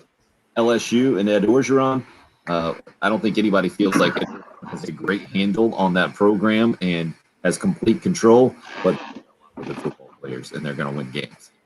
And Shane Beamer and South Carolina. That's your lineup today at SEC Media Days to start things off over in Birmingham, Florida, LSU, and then South Carolina. Guys, don't you think from the conference standpoint, after 16 combined losses in the last 2 years, that the attitude towards South Carolina is you got a lot of work to get back to relevance and just being able to compete for any kind of upper tier spot in the SEC? Or do you feel like with not a name brand necessarily in pin for that third spot in the East, that there is more of a wide open attitude right now as it pertains to the conference standings? I think that's kind of maybe more the way that we look at it. I don't know if that's the way the conference looks at it. Patrick, it looks like you have a hot take on that. I think just based off what I see, like random Twitter polls or whatever it may be, how many times have we seen Shane Beamer dead last in SEC coach rankings and things like that? I think everyone is just sleeping on South Carolina big time. I was gonna ask, like, other programs in the Southeast or SEC network, like how much are they actually talking about when they read that we got, Dan Mullen, Ed Orgeron, and Shane Beamer today? Are they just glossing over Shane Beamer? I kind of think they are. Like, they don't really care. They're not going to decide. They're saying, I'll turn the TV off early. He's the last one to go at 3 o'clock or whatever it is. I'll be done. I don't really care what Shane Beamer has to say. I don't really care about South Carolina. They're a long ways away. They had like their little run in the early 2010s, but I think they just completely write off the program. Bill, what do you think? Yeah, I mean, look, South Carolina in the conference has become irrelevant at this point in time. I mean, obviously for us, we're keeping track of them, but when you factor in the hire that is Shane Beamer, anybody outside of Columbia or outside of the Gamecock fan base doesn't view it. They don't view it, I think, with the same energy and passion as South Carolina fans have begun to view this with the way Beamer talks. Now, maybe Shane can change that a little bit today by being able to showcase who he is. He has been doing, I think he was on a Charlotte radio station recently. You've seen him on the Fox and Friends stuff. I mean, he's done some national interviews to be able to promote the program, the university a little bit, but it's still a long way to go. And it's still got that perception. I was listening. There was a blog out over the weekend. I didn't read it or watch it, but I did get engaged in a conversation about the differences between Tennessee and South Carolina right now. And look, I wasn't inspired by the Josh Heupel hire. Tennessee hiring Josh Heupel didn't make me think that, Tennessee has found their guy. Maybe he ends up being a great coach for Tennessee. But Josh Heupel does have at least a resume at Central Florida. Say what you want about it. He obviously did some good things with what Scott Frost left him. But when you compare those two programs right now, because Kentucky and Missouri, and then, of course, Vanderbilt's back there as well. But, you hope if you're a South Carolina fan that you're battling to get back to that third spot. And most people, based on tradition, would look at Tennessee as the team most likely to get up there and join Florida and Georgia as they have in the past. But where does South Carolina and Tennessee kind of match up at this point in time when you're talking about 2021? Not overall tradition, not past tradition, but where the two programs stand. I think they're about even. And you might even give the edge to South Carolina just because Tennessee's had, I think, 37 people leave the program in the last 9 months. I mean, that roster's kind of depleted right now. I know they've got Herndon Hooker and Joe Milton there to play quarterback, but what exactly does that team look like? And so it's interesting to compare maybe some of the national media and what they've looked and said, what they've looked about and said about Tennessee versus what they've looked about and said about with Shane Beamer in South Carolina. So, yeah, I'm with Patrick. South Carolina right now is they're going to have to find a way to win some games this year to at least get people talking about them in a good way. Well, under the radar in a big way, I think. But if you're going to compare them just to Tennessee, I think you'd much rather be under the radar, not talked about, as opposed to a punchline or a McDonald's bag and looming NCAA sanctions reputation right now, not just in the SEC, but nationally in college football. And I'm with you. And Patrick, the preseason lists kind of are what they are about coaches and the whole thing. And Shane Beamer is at the bottom, but you're a first-year head coach. Where else are you going to put a guy who hasn't coached a game in college, as opposed to a guy in Josh Heupel whose tenure at Central Florida was kind of headed in the wrong direction. You won more games when you started than you did when you finished. And that's the part I'm interested in getting more of the SEC perspective on, because I think those around the SEC, Shane has been around the SEC for a while, at least with Georgia and South Carolina. His dad is a well-known fixture in college football. So from that perspective, I think you get the benefit of the doubt at the beginning of your tenure when just from a media perspective or from the good guy perspective. But Bill, like you're saying multiple times just this offseason, they're going to have to, Gamecocks are going to have to start winning games to get the real positive momentum going in the program.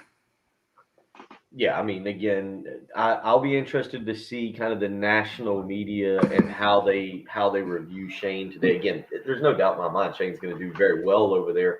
He's got energy, he's got a charisma, he's enthusiastic about taking the job. I think that's one reason that South Carolina fans have really, really warmed up to Shane Beamer is when you come from a guy like Will Muschamp, who seemed to view it as just his quote. I was talking with somebody about that this weekend. His quote that he said one time, and I think he was going to play Georgia, and he said, "Well, South Carolina writes my checks now." And that's, that was how he viewed it. All right, who's writing my check? What is the company owner, or the university over there on the top of the check? And it was South Carolina, but there was no love, there was no real affiliation for South Carolina with Will Muschamp. That's not the case with Shane Beamer. I think you're going to see that show today in Birmingham when Beamer gets up there and talks about it, and that'll go a long way. But it goes a lot further if you can beat Kentucky in game number 4. No doubt about it. Again, this afternoon, Shane Beamer is set third out of 3 coaches today that will take the podium over to SEC Media Days.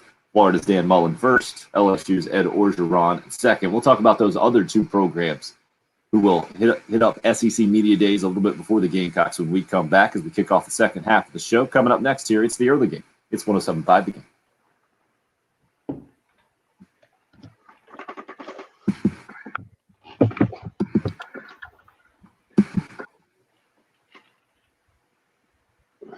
Hey, right now we're in the middle of summer. If you're thinking about the upcoming start of school, maybe you're maybe doing some rearranging around your house, maybe you're moving to a new home, or maybe making your situation a little bit different, I recommend you check out Daniel's Fine Furniture and Bedding. You get on out to the airport, towards the back of the airport there is where you can find Daniel's. Walk in there. As soon as you walk in, like I did the other day, you're going to see, man, this is an expansive store. They've got a lot of stuff there, and they're not like a big box store, even though they do have a great selection. You're not just going to be a number when you walk into Daniel's, whether it's the owner, Daniel, or June Clark, who owned and locally operated Daniel's for the last 25 years, serving the Midlands. Maybe it's Jonathan, who's going to be there helping you out, or Harry, whoever it is, they're going to welcome you into their family. They don't see you as just a customer, another number, the whole deal.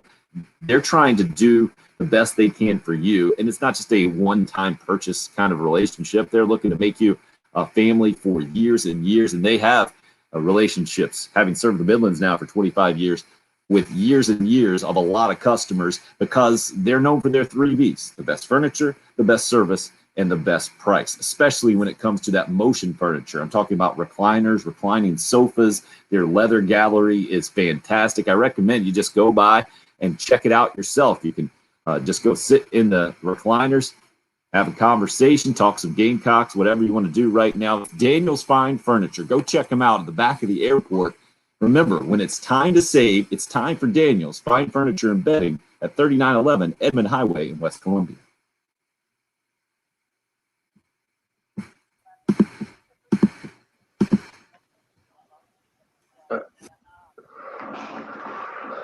I think. All right, you guys, Patrick, do you have any problems hearing me there during that segment, at least? No, I don't think so. I think There's a delay on that. Yeah, there might be like slight delays in some of these, but I don't think you dropped out at all. At least I don't remember. You didn't know that one. Well, Yeah. I guess this the access is set to automatically like jump in between connections instead of just sit on one. I thought it was just set to sit on one, but I had to change that setting. I think it's changed now. It's good to just sit on the local Wi-Fi here in the house. Oh, it was moving from what, wired to wireless? It was just jumping all around like the scan setting or the scan networks. I think it's fine. I think that's messing up earlier. I think since it's the unofficial start of football season, it should be the unofficial end of our welcome coach Yeah. liners. Good call. My girlfriend just texted me about that. She said, you got to stop playing the welcoming Shane Beamer to USC things. She doesn't want him welcome home. She said, I actually can't stand it anymore. Worn out the welcome, huh? Yeah. And there's one that's almost or over 30 seconds. That's really, really long. And it just Yeah, always seems to play every time we're tight on time. The long one plays.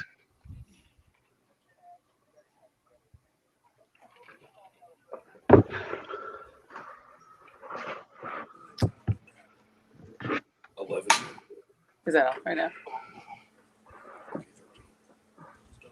Josh is fired up this morning. Where was vacay? Exactly. Yeah, you got to tell us where you were, man. There were a couple people going to Texas simultaneously, right? Hey, you saw. Yeah, and somebody, I think DC, Got Bridget to China. Paso this morning or something. He's in El Paso, but he said hello or good morning from El Paso. Yeah, quite the Texas presence here lately. Miss Sharon. We are number one in Texas. We are the number one South Show. Carolina Come on morning at show 6 in a.m. in the Texas, morning. no doubt. I think she wants to. Hey, you know it's a good birthday when your 20-year-old son brings you Diet Coke to the studio. Hey. All right. So I don't drink coffee, so this is a good thing. He's up early. I know. Yes, which means he'll sleep the rest of the day. But, that's okay. Ooh, the mountains. Morning, Hope.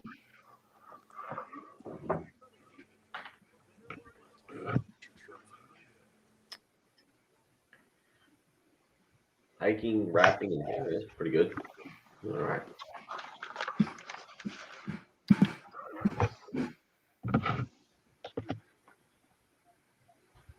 Good morning. Hope Monday's off to a good start. Colin Morikawa, the British Open champ over the weekend, touched on that a little bit. Some name, image, and likeness stuff popping up, including a Texas A&M fan site that's paying a couple players $10,000 for. One of them was a 29-minute interview. The other one was a 21-minute interview ahead of SEC Media Days. That's it. 10 grand. Enjoy, boys.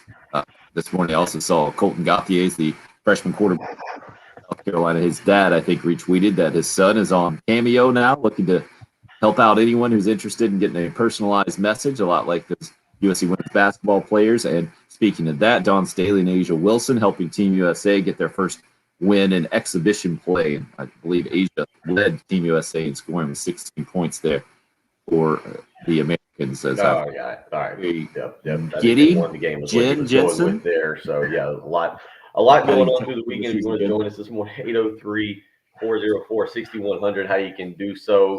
Patrick, let's talk a little bit. As Tim was mentioning, you do have Dan Mullen and you have Ed Orgeron speaking today there at SEC Media Day. These are two really interesting teams for me.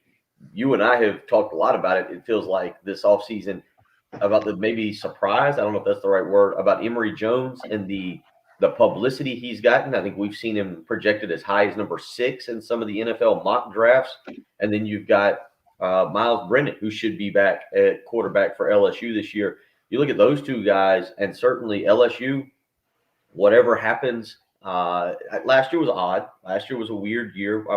I don't really say that is who LSU was last year. They had the quarterback situation, and then a few other things happened. But you do expect them to bounce back. And would you have them second in the West right now behind Alabama, or are you putting them third behind? Are you putting Texas A&M up there? Well, I think they're going to be third, or they're going to be after Texas A&M at least. But Heath show last week, he was talking about the question was if you had to place a bet on any team outside of Alabama, Georgia, Ohio State, Oklahoma, Clemson, sort of the big 5, who would you put your money on? And that was my answer. I would think it's LSU because it's kind of, and in terms of Orgeron and Mullen, they're kind of in opposite spots because Mullen just got extended or got a raise or whatever it was, and Orgeron might be on the hot seat. But LSU 2 years ago had, I think, the single largest talent exodus we've ever seen in college football. They had the most players drafted, most players sent to the combine or whatever it was, and now they just randomly turned into a very experienced team 2 years later. And I mean, Derek Stingley is going to be at Media Day. He is the best defensive back prospect in a long time, and Miles Brennan was putting up huge numbers in whatever it was, the 3 games, I think. And weirdly, also, there's kind of word that it's sort of a quarterback battle between him and Max Johnson, which is why TJ Finley left. I don't think that's going to end up being a battle. I was very unimpressed by Max Johnson. I think he's throws ducks. I don't think he's got a very strong arm, and Miles Brennan's actually really good. But yeah, I'm actually kind of high on LSU's roster this year. I think they're for sure the second most talented team in the West. But now they're going to have a new defensive coordinator for the third year, or a third defensive coordinator in 3 years, with Durante Jones coming from the Vikings, I think. So I don't know if they can put the pieces together, then I mean they have the talent for sure. That actually is a big part when you talk about LSU is Durante Jones coming in. He was actually at LSU with Dave Aranda. He coached with former LSU defensive coordinator Dave Aranda for 1 season at Wisconsin. And Aranda's the guy that you mentioned was the defensive coordinator in 2019. Bo Pelini came in last year, and it certainly did not work. So it is going to be kind of interesting to see. They've got talent there, but that's certainly a program. South Carolina saw them last year. LSU and Miles Brennan should have a good team. It's a big year for Ed Orgeron. It's a really big year, and when you look at their schedule this year, it's going to be interesting to see how they kind of navigate that thing. Last year, obviously, got off to the horrific start, losing to Mississippi State and Mike Leach's opener, but they'll open the season on Saturday, September 4th at UCLA out in the Rose Bowl. Then they get McNeese and then Central Michigan. So they should be 2-1 when they go, or at least no worse than 2-1. I would expect them to be 3-0. I think they're a touchdown favorite over UCLA already. Before they travel to Starkville September 25th to start SEC play. Auburn, Kentucky, Florida. They're usually going to Florida, Mississippi. The Alabama game will be November 6th. Arkansas, Louisiana Monroe, and Texas A&M rounds out that schedule for LSU. As I think Tim is back with us here. And Tim, we saw LSU. That was a game that a lot of South Carolina fans really kind of got excited about last year. It was coming off the Auburn victory. You thought South Carolina would be able to go out there and get the win. TJ Finley was starting for them. You thought that maybe defensive guru Will Muschamp would have a good game plan, and none of that came to fruition. Yeah, no doubt about it. I'm wondering how LSU fans feel if they have the opposite feel about Ed Orgeron going into this season than Florida fans, because I feel it's odd, because I think from our perspective, you give a ton of credit to Ed Orgeron for winning a national championship and the whole deal. And yet still, I don't know if we think of him as one of the better coaches in college football. Better recruiters, for sure. But better coaches, not so sure. I mean, especially after losing Aranda and Joe Brady, right? I think it's one of those deals where those guys get a lot of credit, not since Gene Chizik and Auburn won the national championship with Gus Malzahn running the offense. I feel like have we given a head coach maybe less credit for winning that national title? Then on the flip side, I think there are tons of chinks in the armor you could poke at Florida, and yet because of Dan Mullen's track record and being part of those national championship teams back in Florida, coordinator, certainly part of it, and what he did at Mississippi State as a head coach, I think he gets the benefit of the doubt going into this year. But what happens for both of these teams that we're talking about, and that we'll speak today at SEC Media Days for this season, will have a huge impact on the perception of their programs. The variance of Florida right now is pretty interesting in the preseason rankings. As high as number 7, I think, by some, and as low as number 17. And with an unproven quarterback in Emory Jones, a guy who has been on the field but never been the starting quarterback, never been the guy to count on. And then, Patrick, what you were talking about at LSU, I get not being overly impressed with Max Johnson, but clearly TJ Finley, we were all impressed with when he played against the Gamecocks, had his way with Carolina, and was third on that depth chart for a reason, and has now moved on his career to Auburn. That it seems like whichever way LSU goes at quarterback, they're going to be in good shape. At Florida, we don't know what Emory Jones can be as a starting quarterback, but I think he is getting the benefit of the doubt from almost anyone that he's going to be really, really good. So odd spots for both these programs, I think, in a lot of ways going into today and the season, obviously. Don't they those two teams have the most variance of almost anyone in the country at this point? Like, would we be stunned if Florida ended up winning the East? And maybe we'd probably be surprised if they went to the playoff. But if Emory Jones is just a stud and Florida goes to the East and just absolutely tears it up, and would we be surprised if LSU, because LSU every couple years just comes out of nowhere and competes for a championship? Like, they always have the talent. They just put it together every couple years. I feel like these teams, like LSU, could very easily be a 500 team again, and Ed Orgeron could be fired. And Florida, I mean, Emory Jones could just not be very good, and Florida could be a 7-win team and be really disappointed. I think these two teams have the highest upside and not necessarily the lowest floor, but they could be anything, really. Florida is, I think it's well documented, my feelings about Florida the last few years. I don't think we need to go back down that path. But I am once again intrigued by Emory Jones and the publicity that he's gotten so far. And look, I still think Dan Mullen, in terms of X's and O's and coaching ability, I'd probably have him, right there is the second best coach in the SEC. I think the work he did at Mississippi State was absolutely phenomenal, given the resources that he had. And, I don't know if you can say that he is, I don't know if you'd say so far if he is underachieved, overachieved, or if it's been just about right at Florida. I'd probably say it's just about right. Obviously, an SEC championship appearance last year, but then again, that's what Florida's expected to do, right? Like that's not a difference. And he had a really good quarterback in Kyle Trask. That the only reason Kyle Trask got on the field was because of an injury to Felipe Franks 2 years ago in the Kentucky game. So, Dan Mullen, to me, as wacky and zany as he got last year, is still a really good football coach.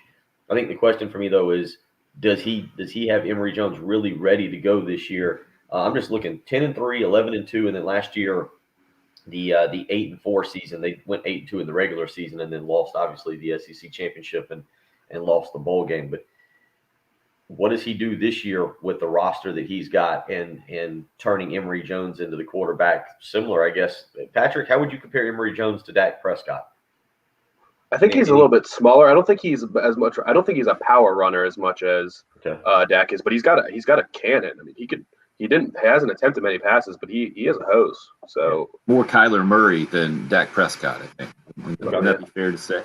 yeah, I would think so. But yeah, Dan Mullen likes a running quarterback. Like he will be running Dak Prescott, Nick Fitzgerald were the two at Mississippi State that I can remember. And I mean, you mentioned Kyle Trask was a nobody, and he ended up being a second round pick. I think it was a second round pick, maybe. Right. Yeah. So yeah, I mean, I think we should be probably giving them the benefit of the doubt for sure. I am. I would if Emory Jones is a first round pick next year and they just absolutely break records, like put up a ton of points, ton of yards, I wouldn't be surprised for a second. I think I'm going to be more surprised if Florida is more towards that number 7 ranking in the country, 17th, just because we haven't seen Emory Jones do it. He's been on the field, been a notable player, I think, but then I thought Kyle Trask was pretty fantastic. He kind of saved that program exactly when they needed it, when Felipe Franks seemed like they were sending them the exact wrong direction. We'll see. Still a lot to prove there. Not maybe as much as in preseasons past, where Bill has been way down on the Gators, like you mentioned. You're looking for Bill, but still a lot to prove with a guy who hasn't taken a lot of snaps, starting quarterback at least. On the LSU side, a lot to prove for Ed Orgeron to get them back to where they had been used to being, or certainly love being at the top of college football. Again, those two programs, along with South Carolina, kicking things off at SEC Media Days today, 803-404-6100. If you'd like to join the conversation here, it's the early game on 107.5.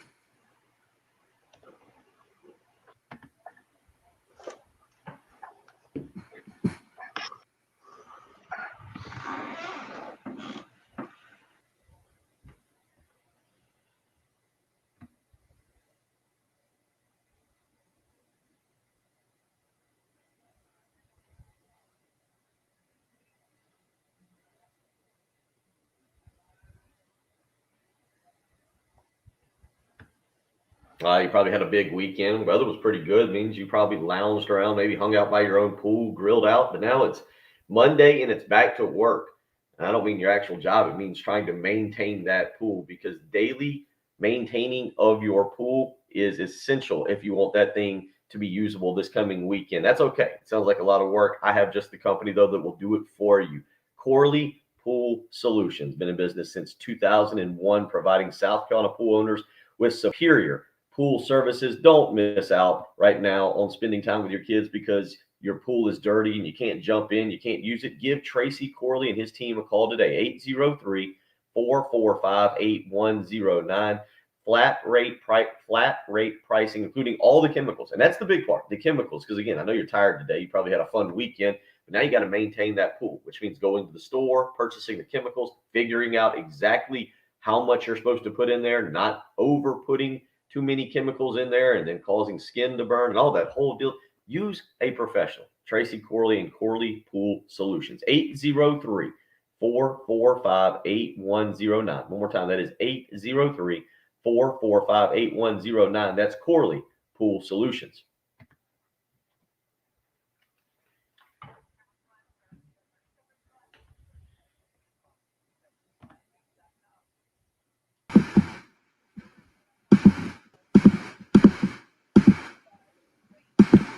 Oh, wow.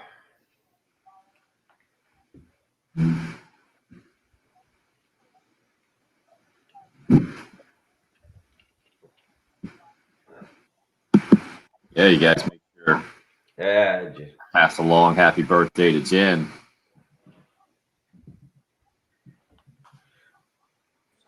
Thank you. Any festivities last night or tonight? Not much. Dinner, but that'll be about it. Like I was telling them on the live stream before, that the weekend's kind of been just staying busy. I do this pre-surgery nesting Like there's all kinds of stuff I feel like I need to get done, since I'll be gimpy for a while.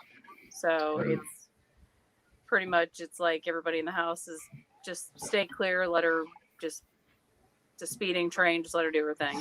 I was gonna say, it sounded like Darren's birthday present to her was just he stayed out of the way and allowed her to clean the entire house Right. That's without getting in the way. A very sweet birthday present. That's what I like to do. exactly. Stay clear. I think if she needed a broom, he would bring it to her probably and hand it. Maybe Probably, yeah. Like I can't even do that two-handed right now. I have to kind of use it anyway. But so I've been very busy. But just a dinner tonight. Like I said, not a bad start when kid gets out of bed early and bring me a beverage that I will keep on the table in the bullpen, not in studio. Good job. Cafe. Well.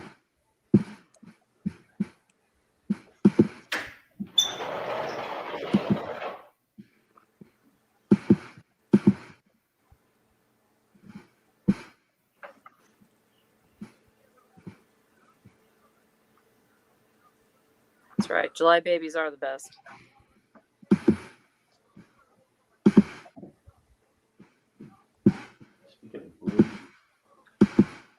Oh.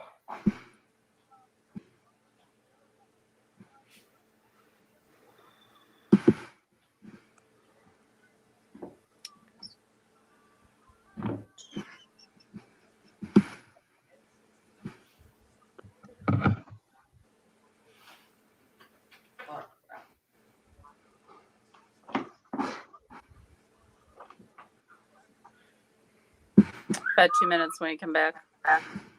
All right.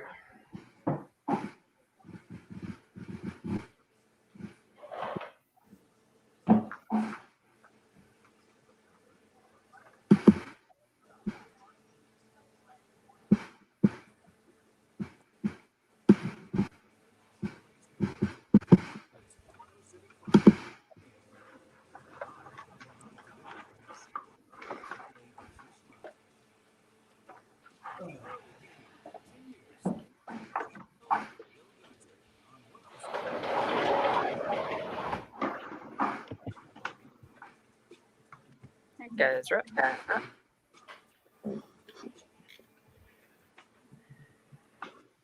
How much do we use last year as information on what's going to happen this year? Typically, it's a really good scale, I feel like, or a really good measuring tool. But does last year count in a 10-game season, conference only deal, and all the unique situations that everyone handled? Are we going to be able to forecast as well or accurately, or I don't even know what exactly the best way to put that is off of last year going into this year, because that's where we are right now in the college football calendar. I think, Patrick, you're kind of a data analytics guy, and in that way, what do you think? Well, I was thinking you pick and choose. Like for an LSU fan, we just completely write off last year. But if you're a Texas A&M fan, you say, look how close we were last year. We got snubbed from the playoffs. This is clearly our year. And it just kind of confirms or rejects your prior opinions already. Yeah, LSU 5-5 last year, 113th rushing the football, 131st in passing defense. I only thought there were 130 teams. I guess there were 135. There were only 130 quarterbacks. How were they 131st? But you're right, Patrick. You can make your prediction however you want to, maybe more this year than any other year when it comes to college football and projecting what's going to happen. Should make SEC Media Days a little bit more fun today with Florida, LSU, and the Gamecocks on tap. Plenty more to discuss. Hour 3 coming up after this. Clear. This is Gamecock Athletics Group number 10, and you're listening to 475 WKT FM, Eastover, Columbia.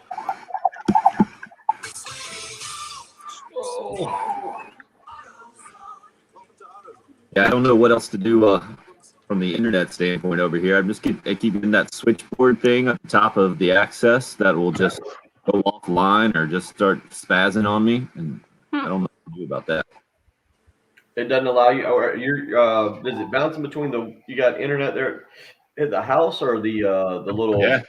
And it's a good signal. It's telling me it's a good signal.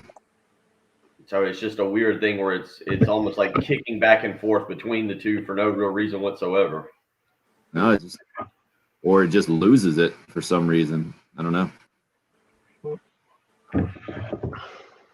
All right, York's back from Orlando. Well done. Awesome. We have a little Florida listening down there. Thank you, York. Yep, that's what we did. We sent out all of our minions, all of our listeners around the Southeast, apparently Texas, Florida. They followed me. They followed me to Florida. Followed Orlando was miserable. We got hit with a monsoon driving through Orlando. Took us 10 hours to get back. Wow. And I can pretty safely say that's a no on my end anyway. What do you guys think? I don't even know. I mean, I'm just looking. I see where now a gymnast has. They haven't identified which gymnast, but a gymnast for the U.S. Has tested positive. So you wonder if there's contact tracing there. If they'll have to shut down the. I'm really starting to think. Oh, there's a flag. There was an Alabama player doing the Gator chomp at some Gators there last year. You guys talk about watching the SEC championship game. You guys talk about horns down last week after the Big 12. Yeah. Yeah, we got into it a little bit.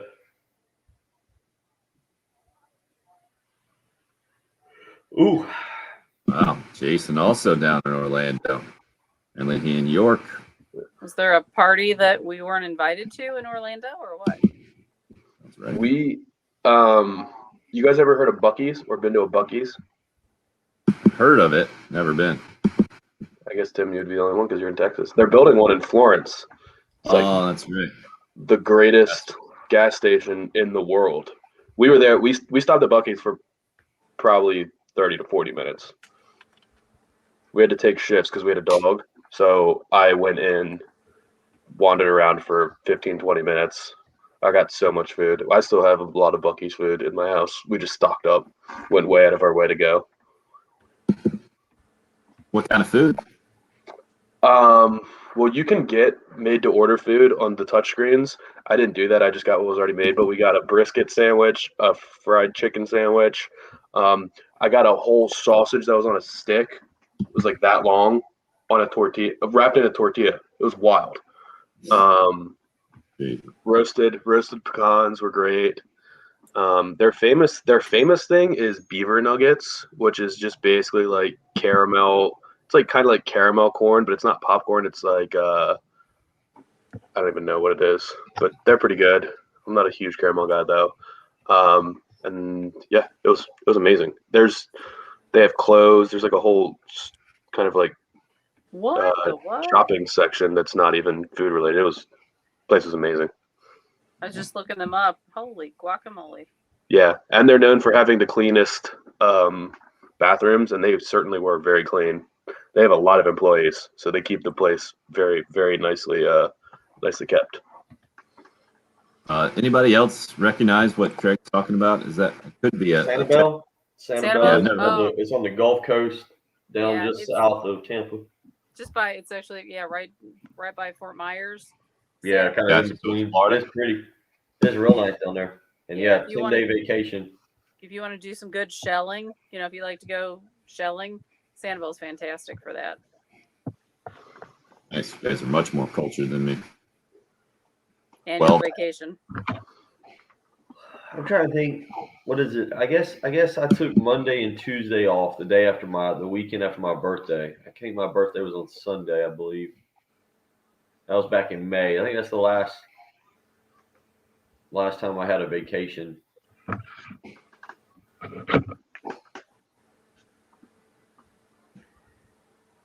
So the beaver nuggets, they're a puff snack, caramel based puff snack. So basically, if you think of, I know, my mother-in-law's made something like that. It's like a puff cereal, Yeah. and then it's like a caramelized thing. Is it corn? Like kind of like a corn puffs or something like that? Exactly. Yeah, Like corn puffs, and then you put it in like a caramel mix or something. Right. Yeah, that's their famous food. They're good. That was to say, that stuff is pretty addictive, no question. Any time that I am driving by a place that has a Buc-ee's, I will be for sure going to the Buc-ee's for the rest of my life. When I'll I go out of my Googled- way to go. Wow, Are you a Wawa guy? I hear people talk about Wawa. that's good Love too. Wawa. Yeah, I love Wawa. I ate Wawa when I was in Florida. Wawa's No, great. Tim, I don't think you were around that day that Patrick and I got him. Patrick was breaking down how like Columbia doesn't have like one of those, like not necessarily a Wawa, but a place where you can go in to get made to order food like that at Yeah. all hours of the night. Well, Yeah. So why don't we have one of those coming into like the Columbia area or Lexington, where especially Lexington, where we're destined to have a gas station on every flipping corner. So could we? At Or least even get just a something- QT. Yeah, don't even have that. A lot of No. Murphys. A lot of Murphys. Wawa has actually delicious food. Whenever it was me and my brother at home, I would always go get one quesadilla, buffalo chicken quesadilla, a hoagie, and a turkey bacon panini, and we would split those three things between the two of us, and Jeez. it's really good. So we are about to head back in, and LSU Tim is on the phone. He's not Right on, happy with you boys. Of course. He should be happy with me. It's actually started with Bill. So I can only imagine. We haven't heard from him in a while. Oh, there is a QT in Lexington, Chris says. is everyone one? I do think there's a QT in Lexington, but I'm not. I can't remember where it's at. A QT and 5 points would just rake in money from Yeah, kids leaving the that's bar. surprising that they don't have something like that there.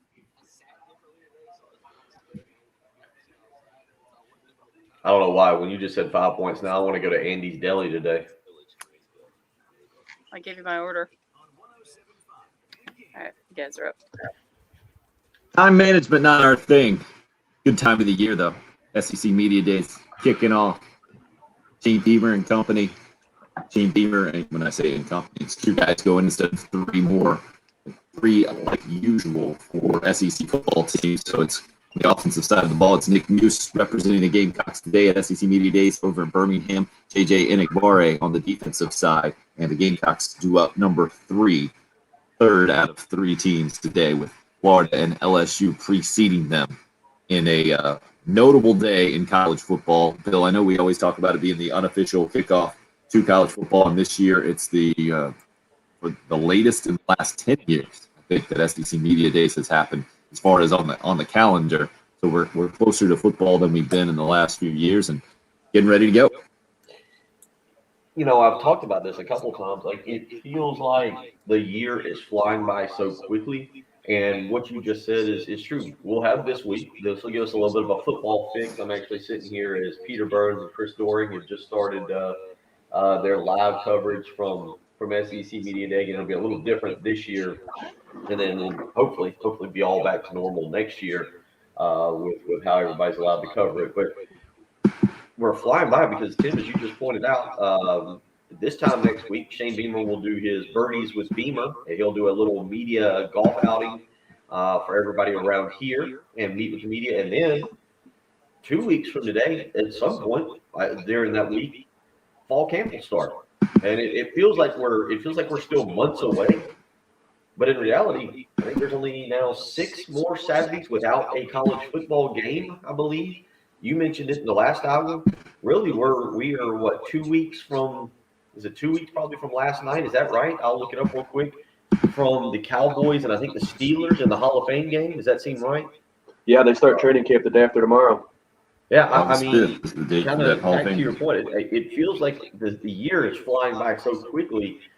Yeah, we're not far away. We're not far away at all from football, from South Carolina and Clemson football, from all the good stuff that we get. So, yeah, you've got SEC Media Day this week. It is kind of, and as to your point about backing it up a week, you don't have the weird kind of down week in between. We'll get this, and then basically we'll go right on into fall camp and get ready and gear up with a Hall of Fame game, some preseason football, and before you know it, we'll be sitting here on a Monday starting to break down Georgia, Clemson, and Eastern Illinois, South Carolina heading into Labor Day weekend.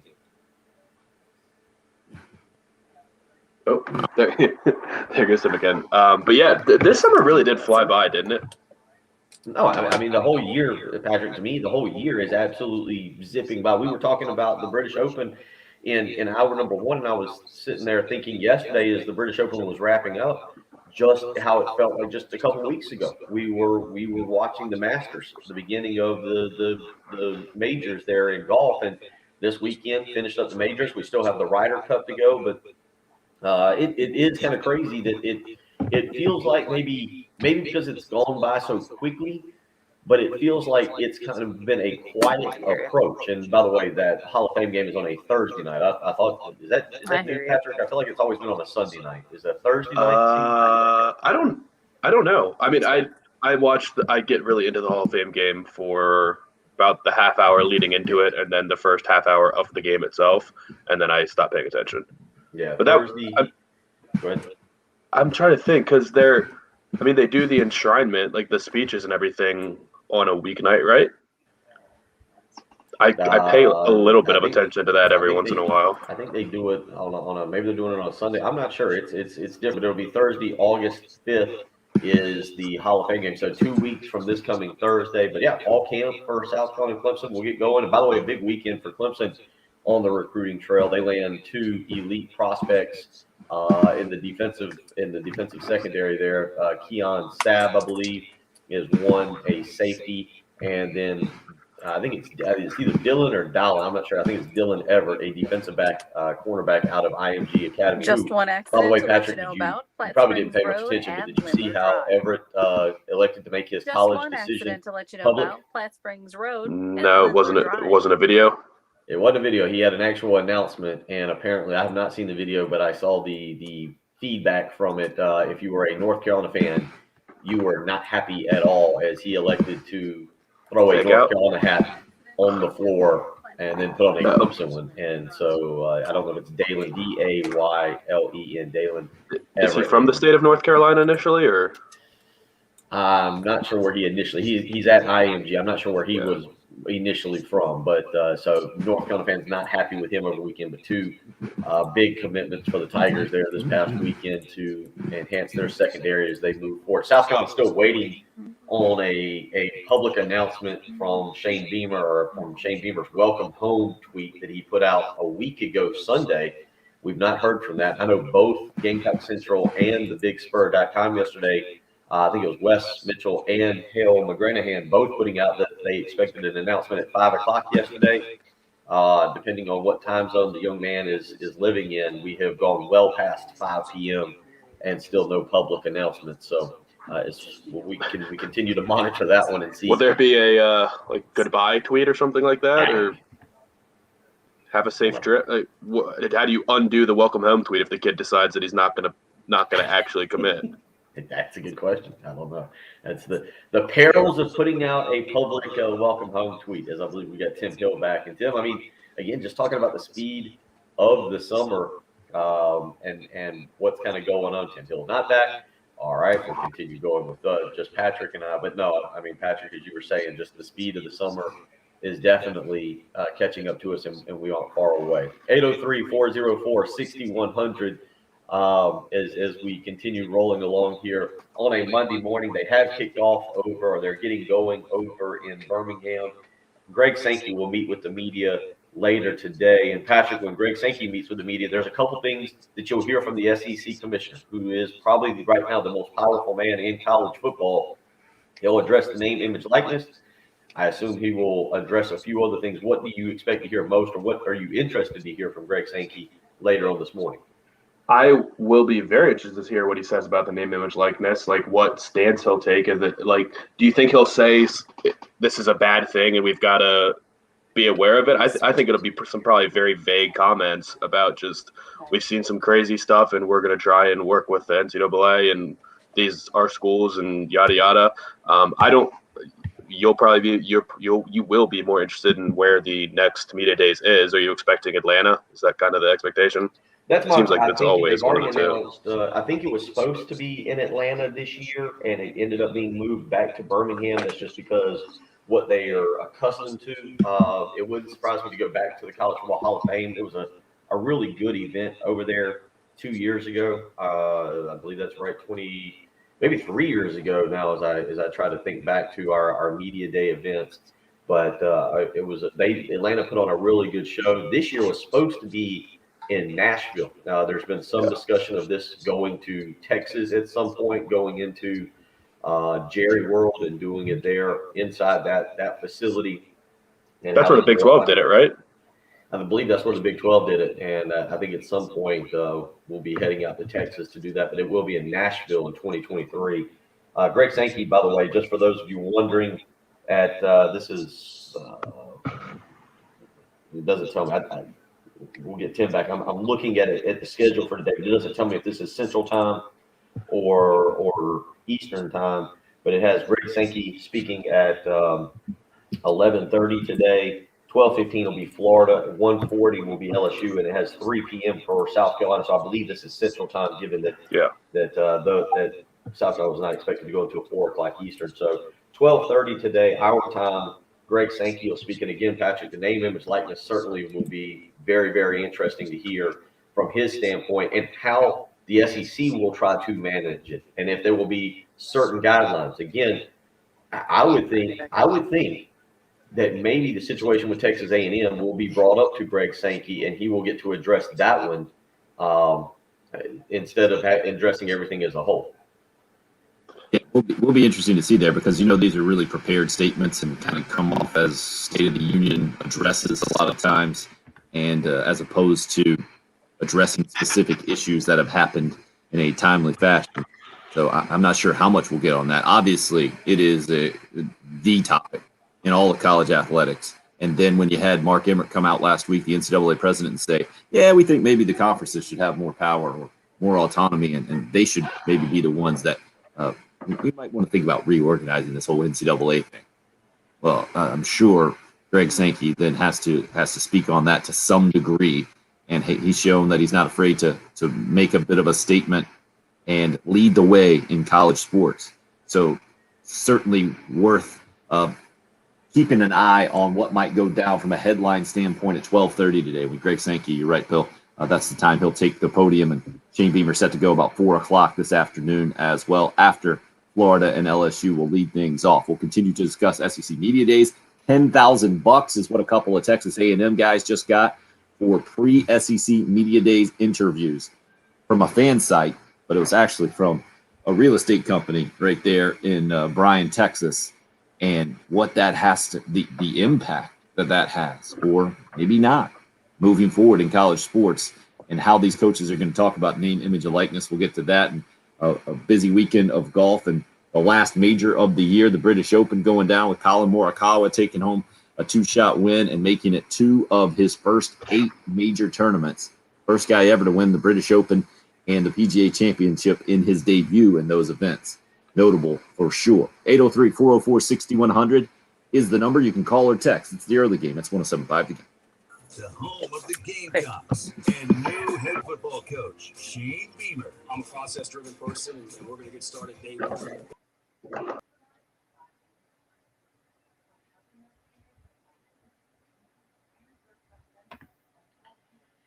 Last Friday, had a chance to get out and go visit my great friends at Love Chevrolet. Stop by, see how they were doing, hung around with my guy Josh Putnell, met up with Ben Hoover, got to see several of the other guys. Saw Michael Corley wandering around out there. You need to go visit Love Chevrolet as well. If you're in the market for a new car or truck, they have the largest selection of cars or trucks, Chevrolet cars or trucks, anywhere in the middle. 14 acres to be exact. And right now, all dealerships are struggling to find inventory. At Love Chevrolet, you can go find exactly what you're looking for. Maybe you need a certified pre-owned vehicle as well. No better place to go than out there to Love Chevrolet. Again, that sales staff, so knowledgeable. It's why I enjoy talking to them. And in case you are unaware of it, not really a car guy myself. I need a lot of explaining to be done to me, to explain to me how a car or truck helps me with my everyday commute, not just when I take the family on a vacation. And that great sales staff out there at Love Chevrolet does exactly that. So whether you're in the market for a new Chevrolet, or a certified pre-owned vehicle, your one-stop shop is Love Chevrolet, I-26 in Harbison, between Lowe's and Frankie's Fun Park, or on the web, lovechevy.com. Get out to Love Chevrolet and find new roads.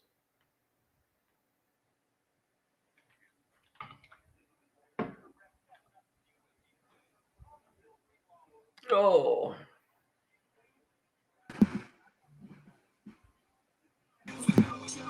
2821 Millwood Avenue. Gridiron Glory in Myrtle Beach. Yeah, never I'm heard of Googling it. it right now. Me too. Huh? From the I never heard of it.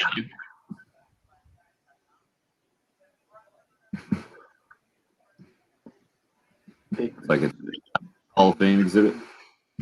Yeah. I hadn't seen that. Yeah. So pretty cool though. I've never even been to Myrtle Beach. I don't know the last time that I went to Myrtle Beach.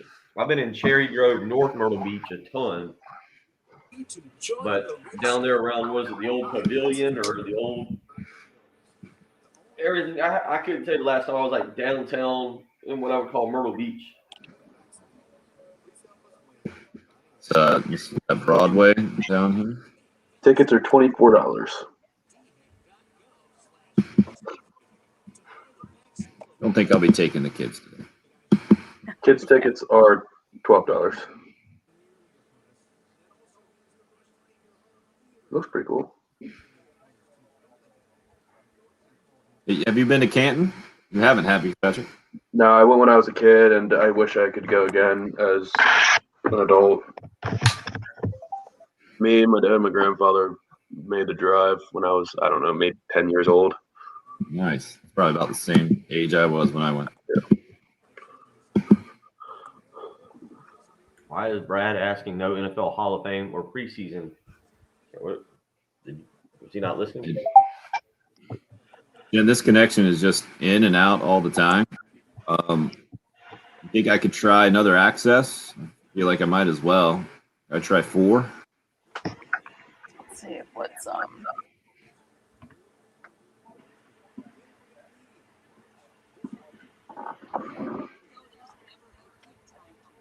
So ESPN is only projecting LSU. Their win total is 7.2 games this year.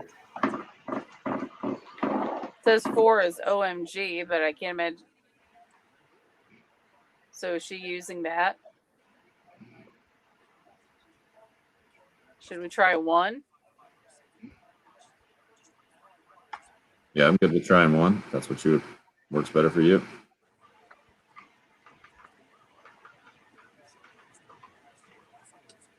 I mean, I'm not sure it's going to matter with the switchboard being online and offline. I don't think is necessarily an access thing, but Yeah.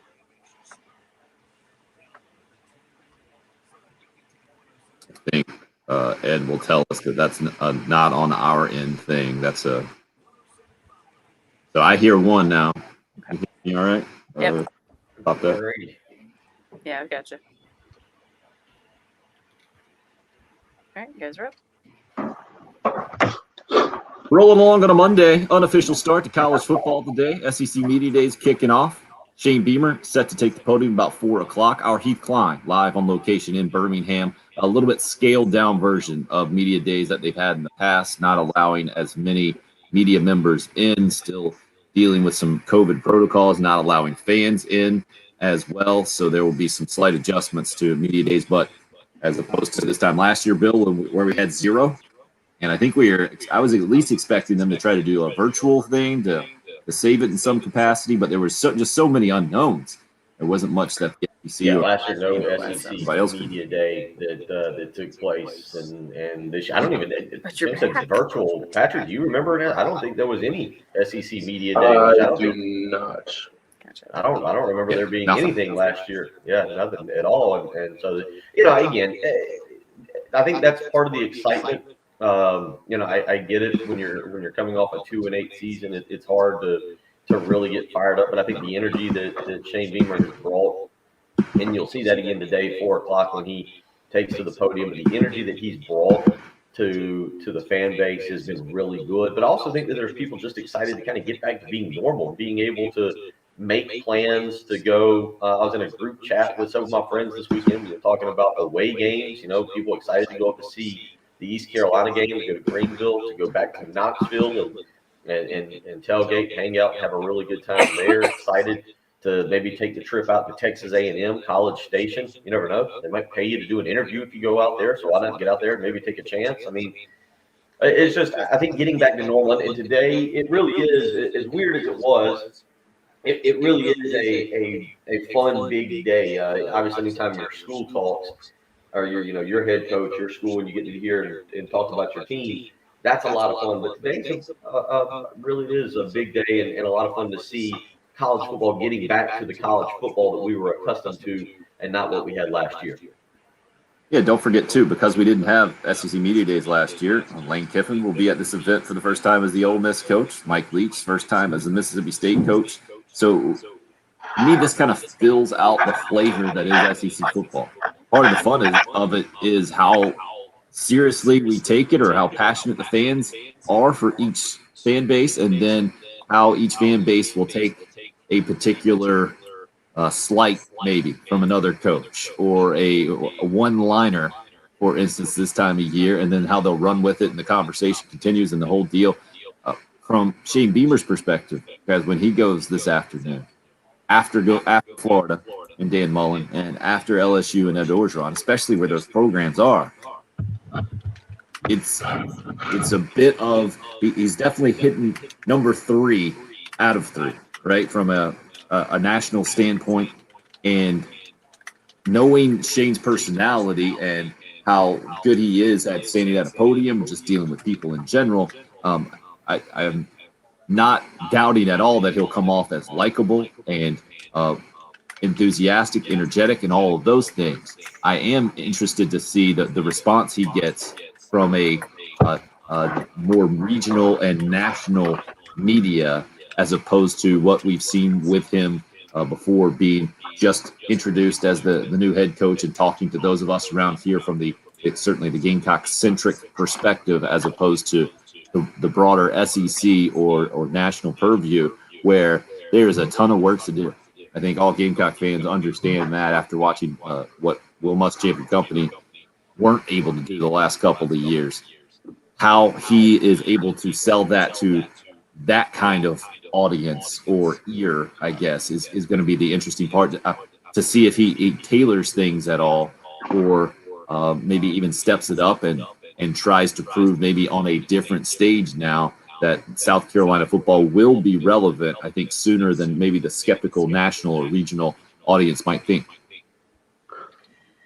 Yeah, I don't know. I don't think that's really Shane's MO. I think, in continuing, first knowing him, but then also listening to some of the recruits just talk about their interactions with him over the last several months. I think you're just going to get Shane being who he is. I think what's interesting to me today is Steve Spurrier, when Spurrier went there in 2005, and he looked at and basically Spurrier's like, hey, look, we're just trying to make a bowl game. What kind of expectations, when brought up, what kind of expectations does Shane try to put out there for his team, if any at all? I mean, does he just try and say, I think what Muschamp stands was, we want to win now, but I'm the coach of a 4-8 or 3-9 team. I forget his exact line. Spurrier's opening line again years ago was, hey, we're just trying to get to a bowl game. That's our goal around here right now. Maybe one day our goal will be to try and get to Atlanta, but in 2005, we're just trying to get to a bowl game. Does Shane have that same kind of message today? Because I think the fan base, by and large, most of South Carolina's fan base, I think, is understanding of this is a massive rebuild. When you win 6 games over 2 seasons, they just put up a stat here on the SEC network, and South Carolina is 7-11, which is tied for 6th or 5th, I guess, if you want to be positive. It's tied for 5th. In the SEC in terms of games against your division. Vanderbilt was dead last. South Carolina was I think actually tied with Missouri there, Kentucky and Tennessee, Georgia, Florida all ahead of them. But it's a rebuild. And how exactly does Shane go about talking about that today, hyping it up, while also not trying to say, hey, look, we realized this year we could stink. You do have to put something out there that gives people hope and some positive energy. But I think it's more about, I mean, we know what we're going to hear from Shane Beamer mostly because we hear him all the time. But I just think this is more about how everyone else is going to digest what he has to say. And I just keep thinking of, he's obviously going to have a ton of energy, but when a Florida fan or Alabama fan or someone that doesn't necessarily pay attention to South Carolina, are they just going to watch that and say, oh, that's nice. South Carolina's got a young, energetic coach, famous name. Like he's an interesting guy. But is that going to make them think that he's going to turn it around? Because isn't every year Derek Mason was the most energetic guy at SEC Media Days, but nobody took that and said, oh, look at the energy of Derek Mason. Vanderbilt's going to be a problem. He's going to turn this thing around. Like, nobody translated it that way. But it's not quite the same. You can't compare the two. I think you can't compare anything to Vanderbilt, really. Right. Other programs around the conference realizes that South Carolina can be a factor. I'm not saying that they sit here on paper right now as a factor at all, but I think Steve Spurrier proved that. Bill, as you were talking about it, it reminded me of, you went back to Will Muschamp and Steve Spurrier. Well, it reminded me of actually the tact that Lou Holtz took, because we've heard Shane Beamer talk about the culture of the program. And I feel like Lou Holtz, that was kind of his message when he took over, as opposed to Steve Spurrier, who just wanted to get the bowl game, and Will Muschamp saying, a coach of a 3-9 team and just want to improve. It was a culture change back in Lou Holtz's time. And I think we'll get some of that with Shane Beamer. Maybe some of the message of all of that will be kind of conveyed today from his perspective. But you're right. He's going to do it what is authentic to him. Maybe that'll be another part of it, right? The authenticity thing we've heard before, and really connecting, and how they want to make that program unique from a standpoint of it's not just about the wins and losses, and how players and families really feel a part of the family-like atmosphere, and that it's not just you come in for a few years, then you go to the league, and that's the transactional nature of it. I think they want to express that it's a deeper connection. How you can do that on the podium today in front of regional and national media, I'm not sure exactly if that will be the goal. It seems like a pretty high goal to get that out in just it'll probably be about 30 minutes on the podium somewhere in there, Bill. Well, yeah, and he'll do some of the other things, and I've got a feeling you'll see him on the little set here that they'll have, as they've typically done in the past, where you'll be able to get more of an exclusive with the SEC network. And there's other things he's going to have to address today. One of them is the big question at quarterback. Luke Doty is the starter right now, but how has he progressed this past summer? And where does Shane see him going into the start of fall camp? Where's Jason Brown at? Colton Gauthier is obviously still a true freshman, and so you got certain positions that you're going to have to address. You've also got certain things that Shane needs to highlight today. Kevin Harris being back. J.J. Murray is obviously a guy who's got a chance to be a first-round pick with a very good senior season. He can talk a little bit about, Clayton White and Marcus Hatfield. There's a lot of things here that I think you don't just have to sell the family atmosphere. You got to sell some of your program and saying, hey, we got this guy, Kevin Harris, who had an incredible year, led the league in rushing last year. You highlight him even though he's not there. We got J.J. Murray, who's got a chance to be a third straight year with a first-round pick for South Carolina off of a defense. When you go back to Kinlaw and now J.C. Horn and potentially Murray, there are things Shane can sell today that I think he'll try and do to say, hey, look, the program, I get it. 2 wins last year. We're not as bad off as a lot of people want to make us out to be. 803-404-6100 is the number if you would like to call or text. We're talking college football in July. It's a good time. SEC Media Days kicking off a little bit later on the day. The SEC Network already kicking off its coverage from Birmingham. Again, our Heath Klein live on location will be there this afternoon. I'm sure we'll weigh in with the boys in the afternoon as well to make sure to get you the bird's eye view from his perspective. And we're happy that football is here, and SEC Media Days is back, much closer to what we've known college football to be outside of last year for sure. It's the early game here on 107.5. Home of the Gamecocks, and new head football coach, Shane Beamer. 107.5 The Game. Today's an absolute dream come true, not just to be a head football coach in the Southeastern Conference.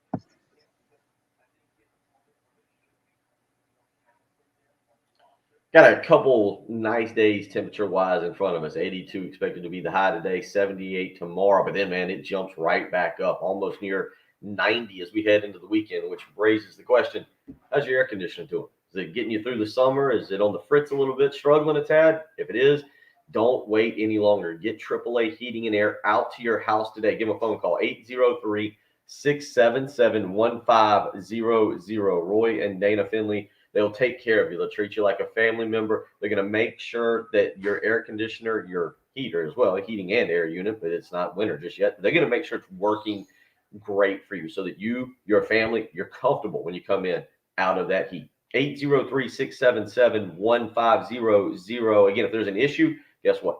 AAA Heating and Air is going to take care of you. The first thing they'll do is offer you a $1,500 rebate to take away your old unit, then work with you. 0% financing, no money down on a brand new unit. And the best part, after they've done all that, they give you a 15-year parts and labor warranty that goes along with it. So you can always believe that AAA Heating and Air has got your family's health, their affection for air conditioning at the top of their list to make sure you're happy. 803-677-1500. Give AAA Heating and Air a call today. Tell them Bill Gunner sent you.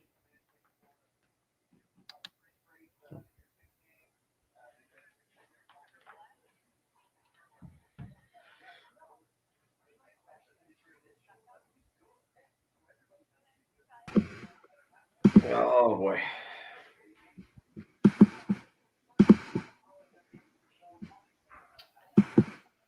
That way. Mark, I would think that, I don't know if other tickets are available yet to, I know that the away game tickets had to be ordered a few weeks ago for Gamecock Club members. I would think they might be available now through the ticket office, but I'm not sure.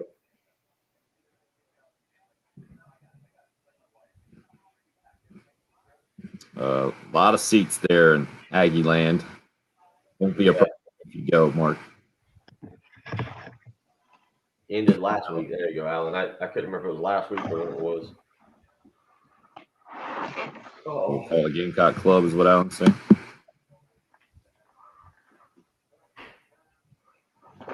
Oh, my goodness. I think I've bought tickets day of for every game I've ever gone to.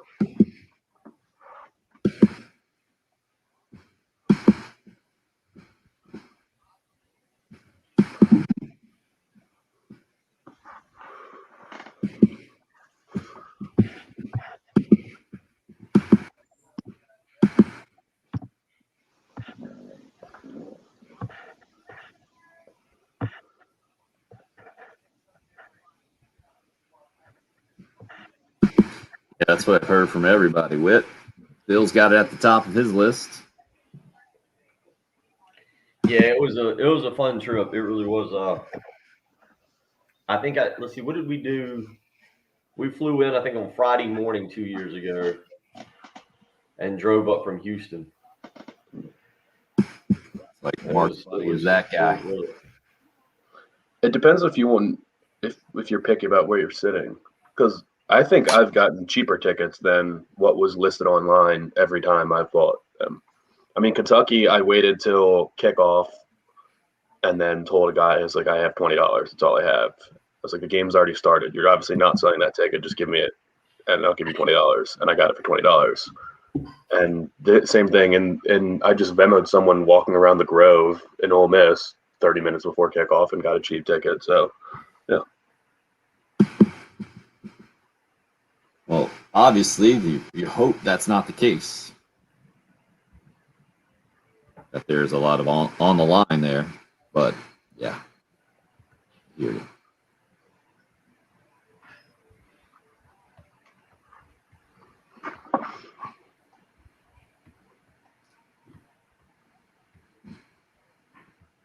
That's odd. Greg, I'm surprised to hear that. So he was good with last year and was champ, but not renewing this year with Shane Beamer?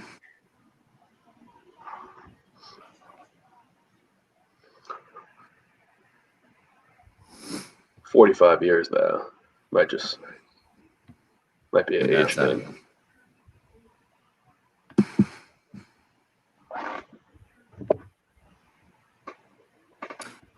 My access is out again, guys.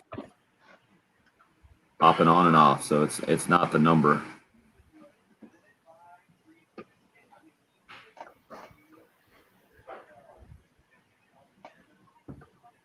No, got nothing. Sounds like you'll spend all day working on your access. Get the 1-year-old in there to maybe that's what he just needs, a good banging. That's true. You guys haven't had any problems with yours, right? I haven't had any problems. Bill, why All don't right, you Max, so drive you're here? out for a second. Yeah, you drive. All right, we'll actually go to LSU Tim here, Jim. All right. All right, guys are up. Opening day, SEC Media Day, taking place down in Birmingham, the Winfrey Hotel.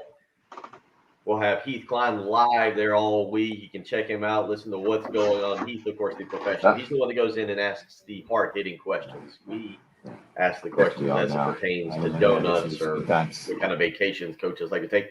We're not the hard-hitting show that the game time is. Patrick, you were with Heath all last week. Was he gearing up his questions properly? Was he getting fired up? Oh yeah, he's ready. I mean, he was talking about getting ready for his flight, and I think I was just looking at the Radio Row. Do you have FOMO not being there this year at 6 a.m. or 5 a.m.? Yeah. I mean, I enjoy being over there. It's a fun little time to go to get away. I probably don't this year. I probably don't mind not being there. I'll be excited to go back wherever we get sent next year, whether it be Atlanta or if they pick another destination. I really have no problem with Hoover and Birmingham and the Winfrey Hotel and everything that goes into it.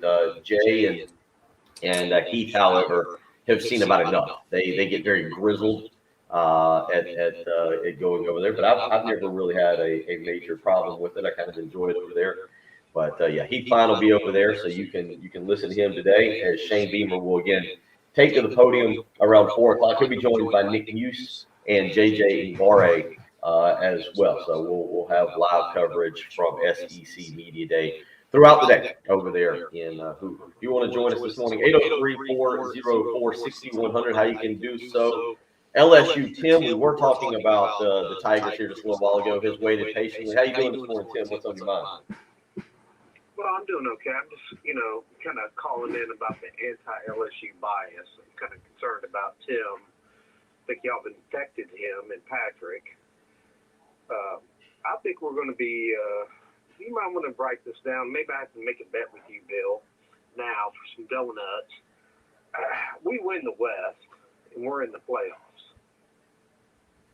Okay, well, I mean, it's certainly possible. I was looking this morning. ESPN flashed across their projected win total, or what is it called, Patrick? I guess their rating. Whatever the FPI does. Whatever it is. It actually had. I was actually shocked to see the number as low as it was. ESPN was projecting them at 7.2, so you got that 0.2 in there. But look, finding the quarterback, whether it's Miles Brennan or Max Johnson. And then obviously Durante, I've forgotten the defensive coordinator. Durante Jones? Yep. Thank you. The new defensive coordinator. That to me, the quarterback and the defensive coordinator, Tim, are the two spots for LSU that will make or break the season. Well, the defensive coordinator, I'll give you that one. I think that's going to be the make or break for it. Either Max Johnson or Miles Brennan. Either one of you. I kind of like Max Johnson a little bit more. Patrick says he didn't think it was all that, but I just kind of like the guy. It kind of reminds me a lot of Burrow. He's got that moxie to him, and nobody ever thought that Burrow was going to do what he did. I'm not. But I think I'm not sure, but I appreciate you bringing that up, bringing that to our attention. So that was yesterday at 6. But I think this year we win the West. All right, we'll keep. Really? Let's get through the day. Let's get called back in the middle of August, and we'll get a couple predictions hammered down there. I like that. You gotta get a little. We'll do that. Win the West. I can do the dozen donuts. We'll get that one and track that one as well. That's no problem. So yeah, give us a call back in mid-August there as we get closer to prediction time, and we'll start really you know what? hammering out some That's predictions interesting for that your they've LSU Tigers here, big guy. Stay safe. that You is too, not buddy. coming Take out care. till 803-404. Not an anti-LSU bias. I said I bet on them to win the national championship. I audio mean, issue, can't so get too much stronger than thank you that other than for what letting LSU us Tim know. did just say. Now, I will say this: one thing that he said that I think is interesting, because Patrick, you were a big Miles Brennan guy there earlier, I and I've appreciate noticed that. a few people just weighing in that have gone more with the Max Johnson thing. I'm with you. Miles Brennan was putting up good numbers before going down last year with the abdomen tear or whatever sports hernia injury that he ended up with. He is a guy that, I guess, conceivably, as you look around the league at the quarterbacks that have gone, I mean, you've lost Kyle Trask. Obviously, you lose Mac Jones. Kellen Mond is gone at Texas A&M. This is a league. JT, who would you take right now as the top quarterback in the league? Are you going JT Daniels? Are you going Miles Brennan? Am I leaving one out that I can't think No, of? I think we talked about this recently. How there's not a guy. There's not that one guy this year. But I guess if you were kind of power ranking them, I would think that JT Daniels is probably number one, just because of the 5-star number one quarterback in the country status he came into college football with. And I mean, he put up some really good numbers towards the end of the season, I guess. I mean, as far as LSU, I get it. I think Max Johnson, I mean, he's definitely a lot more mobile than Miles Brennan. Miles Brennan is a statue for sure. But I just thought, I mean, he was lighting it up. I mean, I think every game he was over 300 yards before he got hurt last year. So maybe Max Johnson opens up the offense a little bit more. I just like a pro-style quarterback that can just rip it and throw it anywhere on the field, and that's what I think Miles Brennan is more. But I also love a lefty quarterback, so that's where I can get on board with Max Johnson. You guys leaving out Matt Corral from Ole Miss. Pretty good quarterback. Nope, still no Tim, or Tim's mic is down, so we're still working with that. It's been a fun morning here on the early game. 803-404-6100. We will hit the final break of the hour and come back, wrap up what has been the start of SEC Media Day here on 107.5 The Game. You're listening to us again. What time is it? 8:43. Greg Sankey is set to hit the podium at 12:30 today. That will kick off the event. South Carolina speaking at 4 o'clock. We'll be right back with more here on 107.5 again. Matt Corral. Oh, there he is.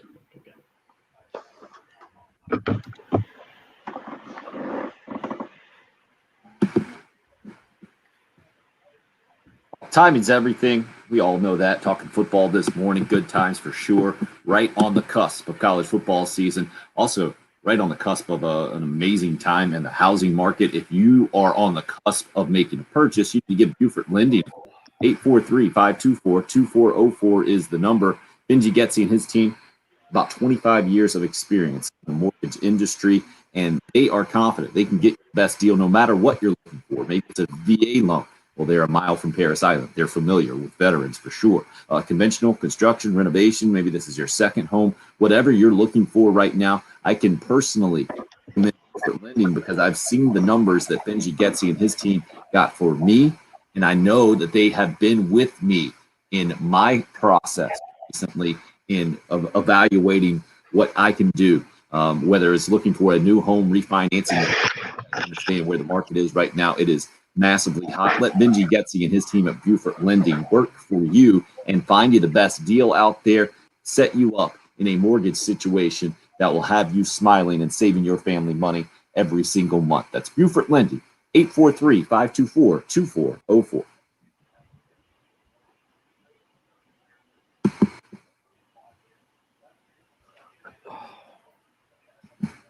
Oh, at least it worked right then.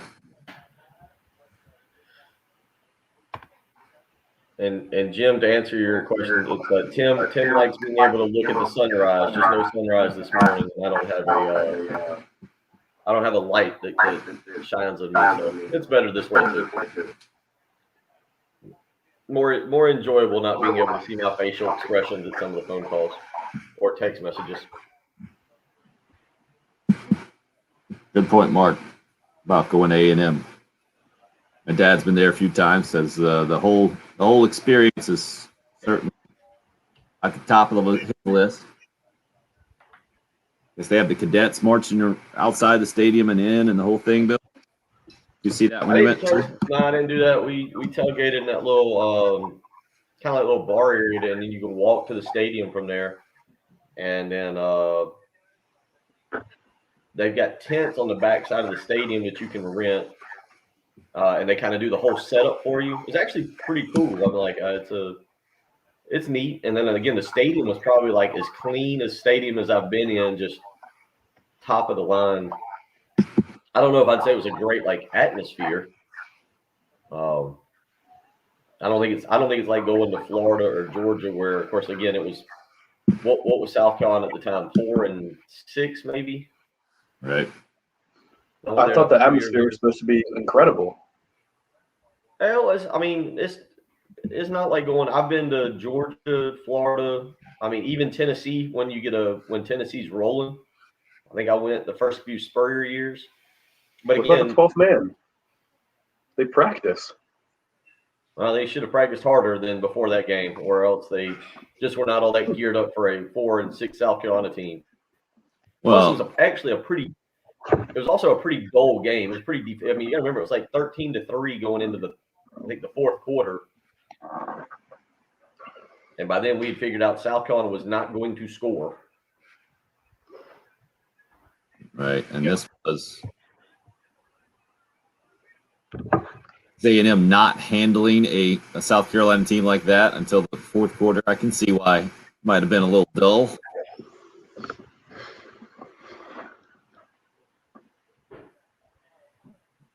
What's the Friday night yell? It's the midnight yell practice. Oh, that is their practice. So. A Wayne fan would never go to that, right? On a road? No, definitely. I think my dad went to it. Just 2 Really? weeks. Yeah, They just open up the stadium and anybody can walk in and practice? pretty sure. Getting what you need from us. Now, I was just going to say this is a shorter stop set, so got about 20 seconds left before we go into the returns. Gotcha. Thank you. This will be our longest last segment in a long time. Yeah. Yeah, we did all right last week too. Well, we had to because we had the British Open updates a couple of times. Yeah, I kept you honest. Yeah. Yeah. So Steph Curry. So I'll go until I can't be heard anymore, sir. There you go. It's a good strategy.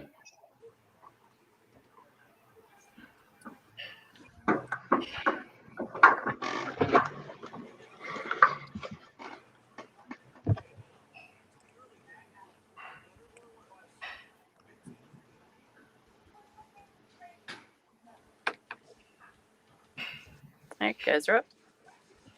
An explanation for why a new quarterback is going to be one of the best quarterbacks in the country is what I'm kind of expecting will be the theme for Dan Mullen, or certainly one of the main themes, as Florida kicks off SEC Media Days first up on the podium today. Then LSU, Ed Orgeron, will need to convince his own fans that he's got a handle again back on his program after going 5-5 after national championship. And he still has a bit of a question mark, but a good problem. I think we all agree. Miles Brennan's a pretty good college football quarterback, as it seems that Max Johnson will be.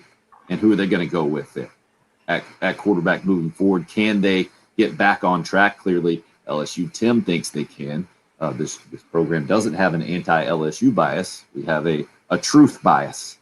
I read the numbers about where LSU was offensively and defensively last year. Those were the numbers.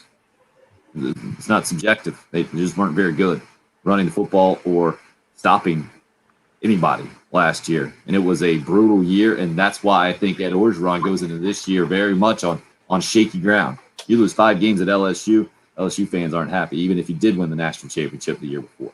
And then number 3 up today, we'll be wrapping things up today at 4 o'clock on the podium is Shane Beamer. Basically, it's an introduction, I think, into who Shane Beamer is going to be as a head coach for the first time. And then how do you turn things around with the Will Muschamp ending as about as poorly as possible with 16 combined losses in the last 2 years? That's how I see today setting up.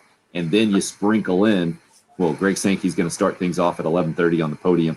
And what kind of message is he going to send? Is it going to be the the more polished PR approach where you don't really say a whole lot except for do the standard extolling the virtues of your conference and what happened and saying, hey, this time last year, there were a lot of question marks. We led the way, and it was another way that the SEC leads the way in college athletics? Or will it be more of the realistic approach, Bill, of, hey, I get it, that Texas A&M players were just paid $10,000 each for a single interview. Name, image, and likeness is a serious issue that we got to get a handle on as the leaders in college athletics. And here's how we're going to do it, or here's how we're going to begin that process, or we're blaming Congress for not doing it, or there are a lot of different ways that Greg Sankey could go. I'm guessing we're not going to get a strong message about that one way or the other, just because it's just so much in the air right now. Bill, so much up in the air that I don't even know if Greg Sankey or any commissioner out there knows exactly where we're headed. And then you got NCAA president last week coming out and saying, yeah, those conferences probably need to figure out how to organize this thing a little bit better because we can't do it anymore. Yeah, I mean, I could see Greg Sankey going both ways on this, where he comes out and he says, look, we're going to continue to monitor it, and we're going to continue to see how everything unfolds, and we'll have to handle it as we go along. And he does the thing where he says something, basically I'll give it without saying anything, and just kind of sidesteps it. I can also see Greg Sankey realizing the importance of the SEC being at the forefront of this and kind of taking charge along with the Big Ten to try and regulate this amongst the Power Five conferences and what they're going to do moving forward. Also, I would assume it's going to be interesting if he's asked about the college football playoff and how he views the expanding that to 12 teams. And so there's a couple things that, again, because when you're the commissioner of the SEC, you are pretty much the most powerful man in college football. You can kind of dictate what you want college football to do. We clearly now know Mark Emmert and the NCAA is not in charge of college football. Okay? They're no longer the power brokers. It is the conferences that are making the most money that can kind of dictate where they want this thing to go. And right now, that's the SEC and the Big Ten. So Greg Sankey up first today, and we'll hear both, in my opinion, interesting responses to name, image, likeness, as well as to the potential expanding of the college football playoff. And remember, just some perspective, this time last year, Sankey caught a lot of grief for not coming out strongly with a plan from the SEC as soon as the ACC did, for instance, where he was saying we're going to continue to hit pause here and let things work themselves out or continue and get the latest information. But clearly by the end of the season, I think everybody appreciated his approach and his leadership and how the SEC handled college football season. So today's issues that he'll be talking about compared to this time last year, I think a lot less serious for the overall implications of what's going on, but still issues nonetheless. And how he approaches them today will be very interesting. Interested in the impression that Shane Beamer will give today as well. Again, Heath Klein live on location for our coverage of SEC Media Days, and he'll be with you all throughout the afternoon with the bird's eye view in Birmingham. Bill, 15. you need to get some sun up on Lake Murray today, man. Yep. There was plenty of it yesterday. I'm just going to kind of hang out and relax today. I'll be watching a whole bunch of SEC Media Day. We'll be back tomorrow at 6 o'clock. Dan Patrick Show coming up next. Sure.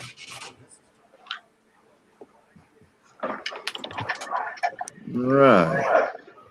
We made it. We made it. Thank you guys for hanging with us this morning. Yeah. Try to do a little less technical issues tomorrow, but you never know. Keeps it Keep it fun. interesting. Keeps it fun. Get to see what it's like on the live stream. You guys send all your birthday cards to 1301 Gervais Street, care okay. of Jen Jensen. Or not.